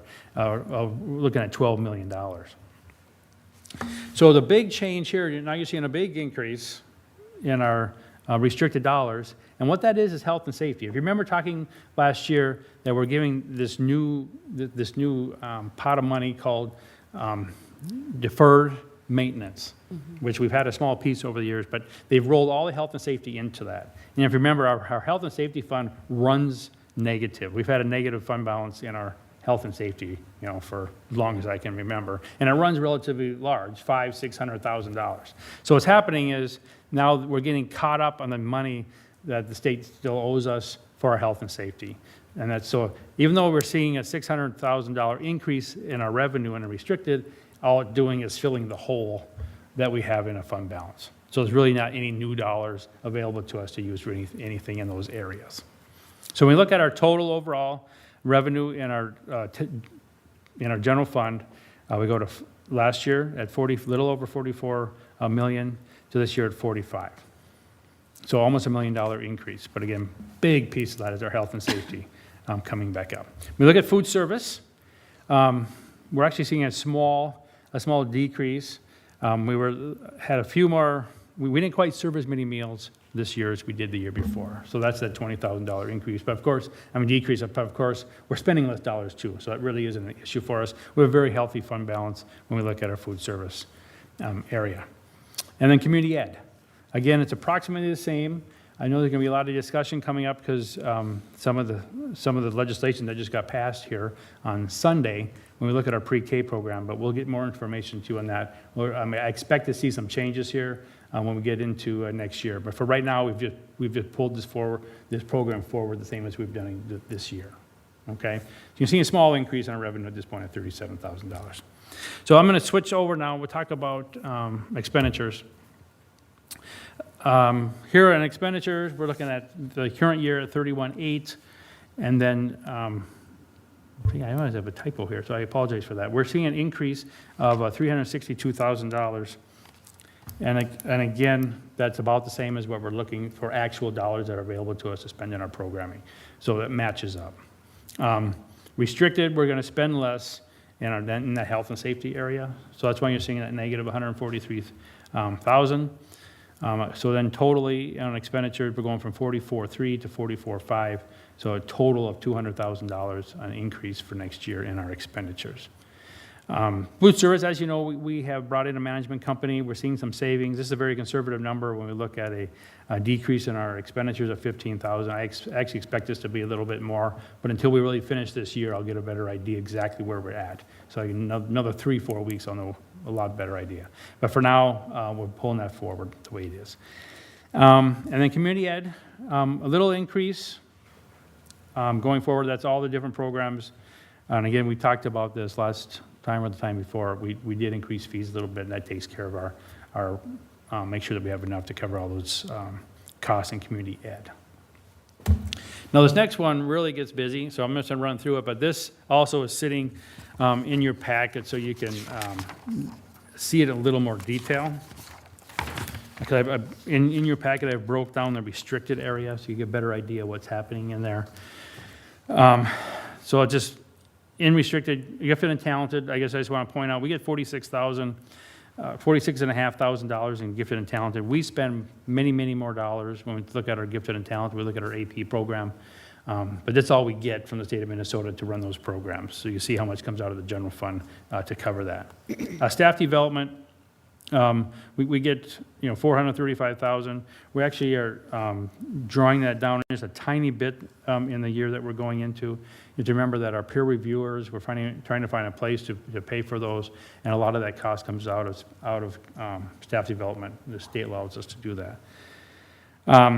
Okay, grants, we always spend what we bring in, dollar for dollar, and then our compensatory, we'll be spending down that fund balance by the 40,000. You see that we have over 800 there, so I don't have any concerns there.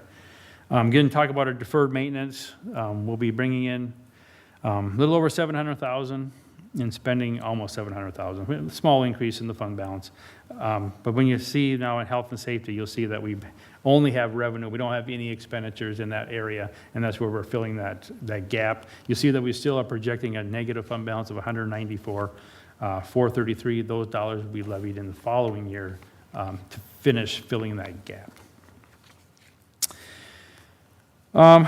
Maybe take a look too at the community ed, because it's split up in in different areas. When we talk about community ed, as really the community piece, and then we have ECFE, and we have the pre-kindergarten. All of these have fund balances that are very healthy. I feel very confident that we're doing a very good job in community ed. And our community ed director, she's very passionate about the program she does for our early learners, and they're doing a very good job, and they're staying within their budgets. So it's very good news. Other pieces to touch on, building fund, that $1,116,000, that's our new capital facilities levy. So we're bringing in approximately what we're spending. Look at, we spent a little, 70,000, depending on how some of these costs come in, but should be very close to that. Debt service, remember debt service, every time we do our levy, the state of Minnesota allows us to levy 105%, just in case that we have community members that aren't paying their taxes on their houses, and we don't want to be short paying our bonds off. So we levy 105, and usually we get most of that. So then what happens is we actually under levy, give those dollars back because we didn't need the extra 5%. So that's why you're seeing us spending less than we're bringing in by that 152,000. Those dollars are going back to our taxpayers. Other things we account for, our flex account, these are actually dollars that come from our employees that we just take care of for them. And we take it out of their check, and then it's available to them for their medical expenses. Dental, we are actually self-insured in our dental program, so the money flows in and out one of our funds. About $225,000 move in and out every year.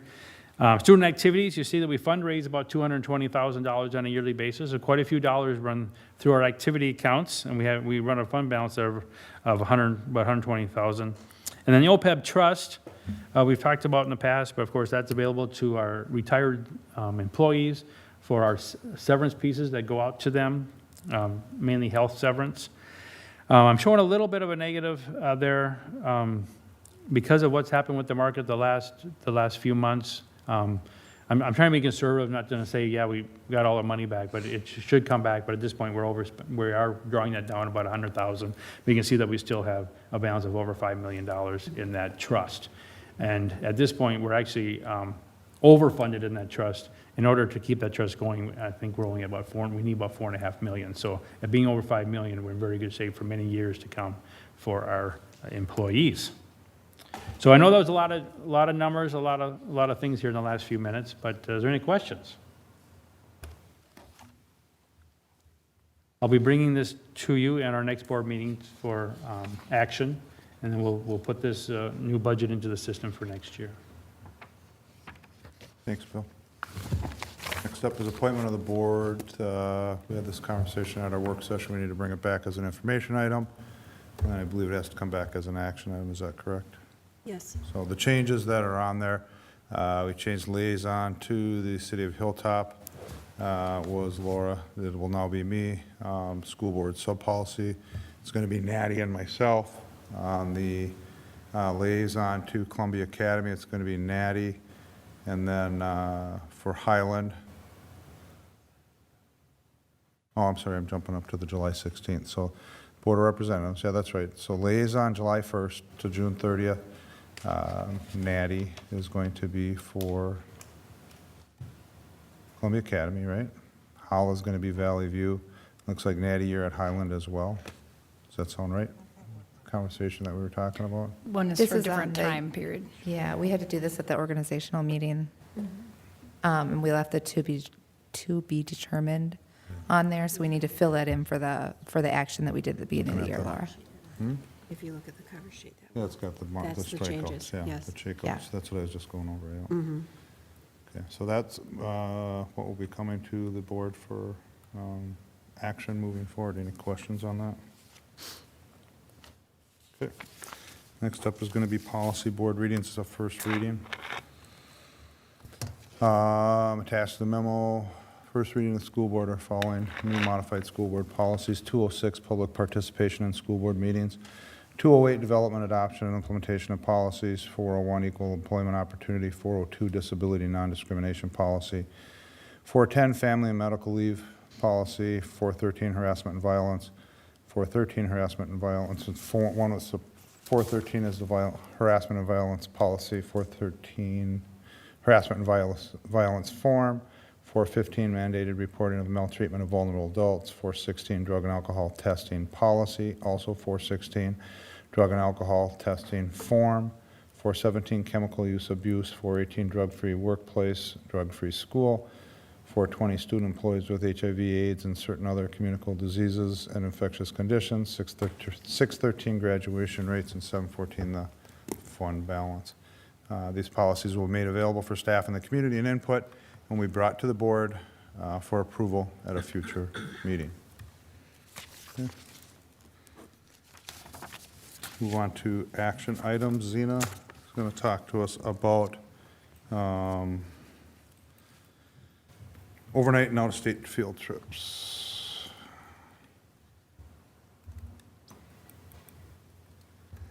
Chair Larkin, members of the board, Superintendent Kelly, this information was brought in a previous school board meeting regarding overnight and out-of-state field trips. So again, following our mission of creating worlds of opportunity for every learner and focusing on excellence and collaboration, I brought to you previously the proposal of the 8th grade Spanish class trip to Concordia Language Villages, so where they can get a Spanish immersion experience. Again, that would happen in March of 2017, and the students would go to the Concordia Language Villages in Bemidji. Another overview of the proposals for the New York City seminars. Again, it's an opportunity for students to learn and work firsthand with industry leaders, workshops and seminars. There's a lot of work that happens on these trips, and then we're able to attend multiple college visits. We always try to capitalize with field trips to squeak in a college visit here and there as well. So the previous proposal was presented in 2015, and the new proposal for 2016 has, of course, this year, the Windy City Choral Festival was an off year, but then future years, it would be rotating an on and off years with choir and art and band and art, and so on and so forth, moving forward. In addition, cultural field trips, field experiences, and other college visits. We heard from Dave Larson earlier this evening, and some of the field trips that we've presented in the past that students were able to take during spring break that are real learning experiences outside of the classroom. And then, of course, the upcoming trip to Denver as part of the All-America City Award with the Dynamics students in the choir going to Denver June 16th through June 20th. So with that, I bring this forward to you for action. A motion to move that forward, please. So moved. Laura? Molly, Second. you want the second? Laura, motion, Molly, second. Discussion? Has this been run by parents at all, or are parents informed of this? And to their So students? there's a couple ways that parents are informed. First, in the beginning of the school year, parents sign off. They get a form and they sign off on field trip forms. But in addition, for a large trip, if it's a large out-of-state field trip, there's informational meetings, information goes out. We actually have the parents come in and sign. We want to see that they're signing. So there's a lot of parent involvement when it comes to taking students overnight or out of the state. So the parents would know that this schedule is coming forward as far as the years that the band and choir alternate? For the New York seminar? Yeah. Yes, that's the case. Okay. So it's talked about, with the students who went this year and all of the other students who are in either band or art classes, there's a clear understanding of that. Okay, and you haven't heard any negative comments from parents on that, or? I personally have not heard any negative comments. All right, just want to make sure. Any other questions?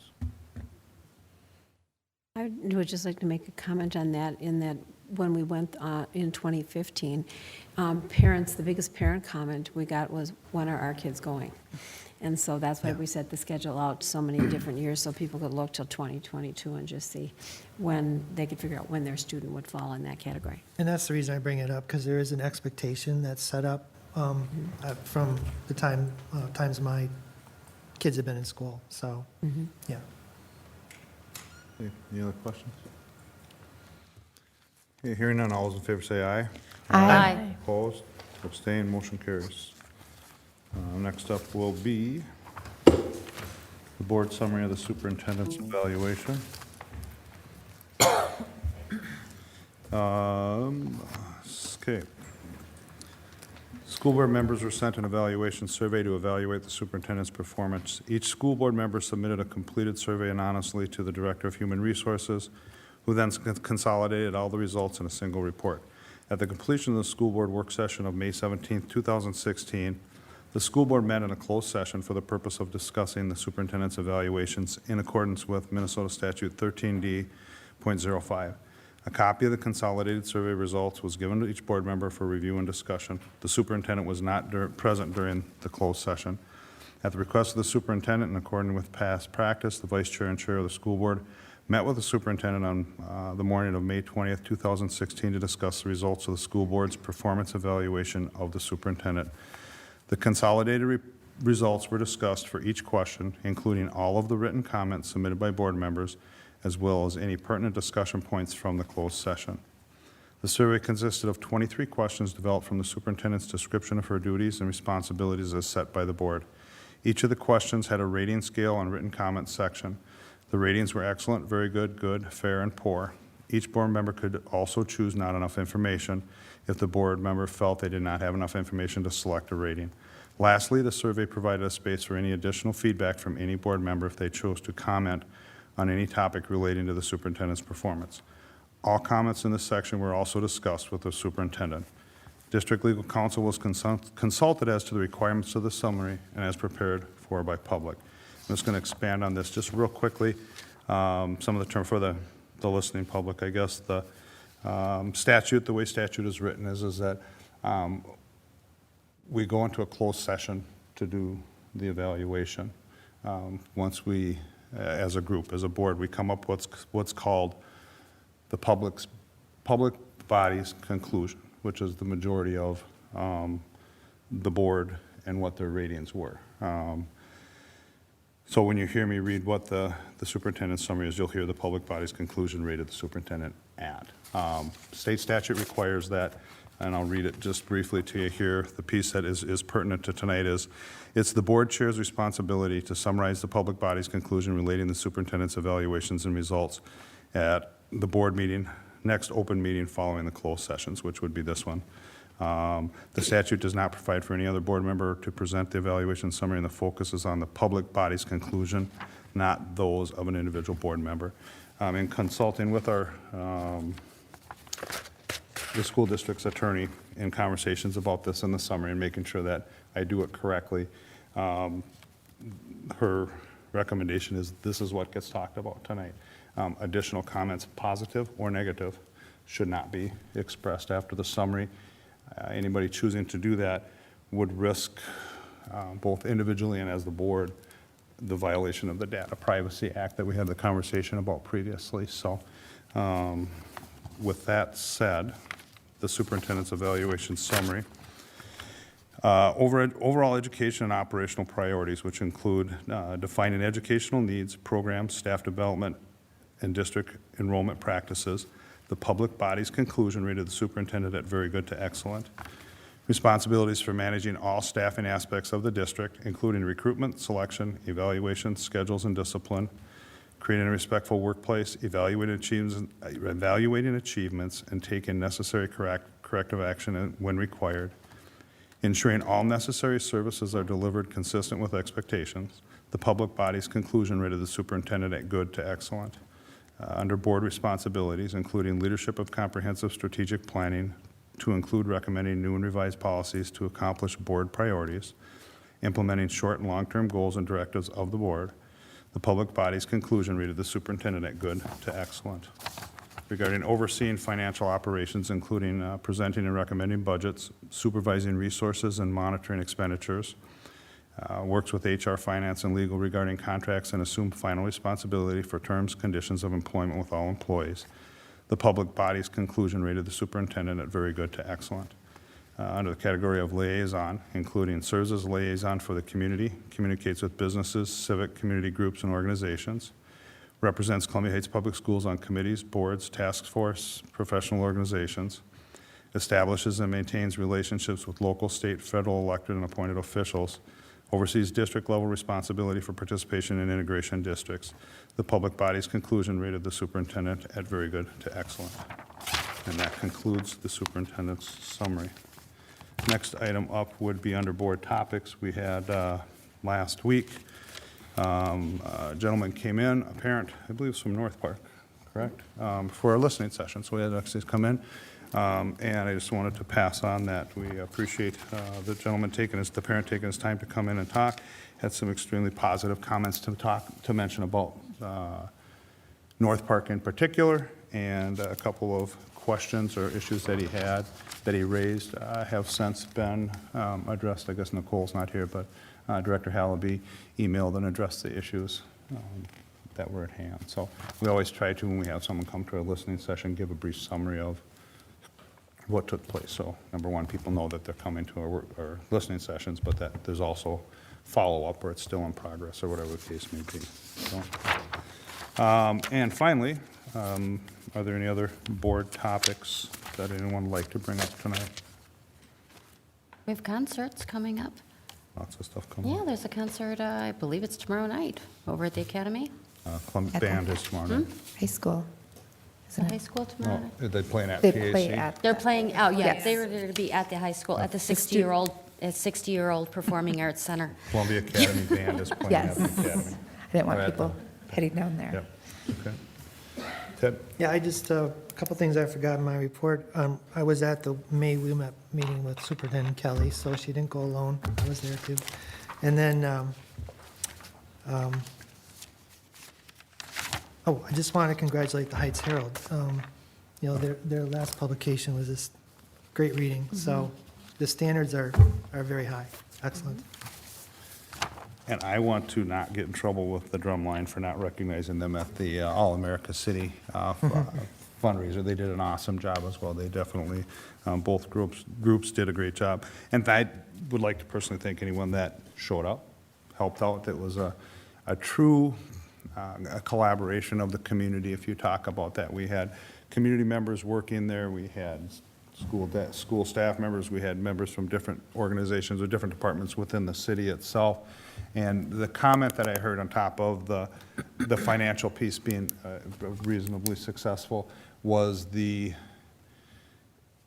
number one, I hope my boss doesn't hear this, but there were more kids there at this event than we get at our open house for the fire department. It was huge. The family turnout that was there, the diversity that was there was unbelievable. It was the first time I've seen an event take place like that seemed to draw from all areas of our community, and was really excited. And I've had more than one person say, we need to do that every year. And I'm thinking, okay, well, we'll have them organize it next year, because, but it was a huge event. The weather worked out, and all the way around, it was just, it was a lot of work, but a really fun night. So thank you to everyone that either showed up and/or helped out with that, so.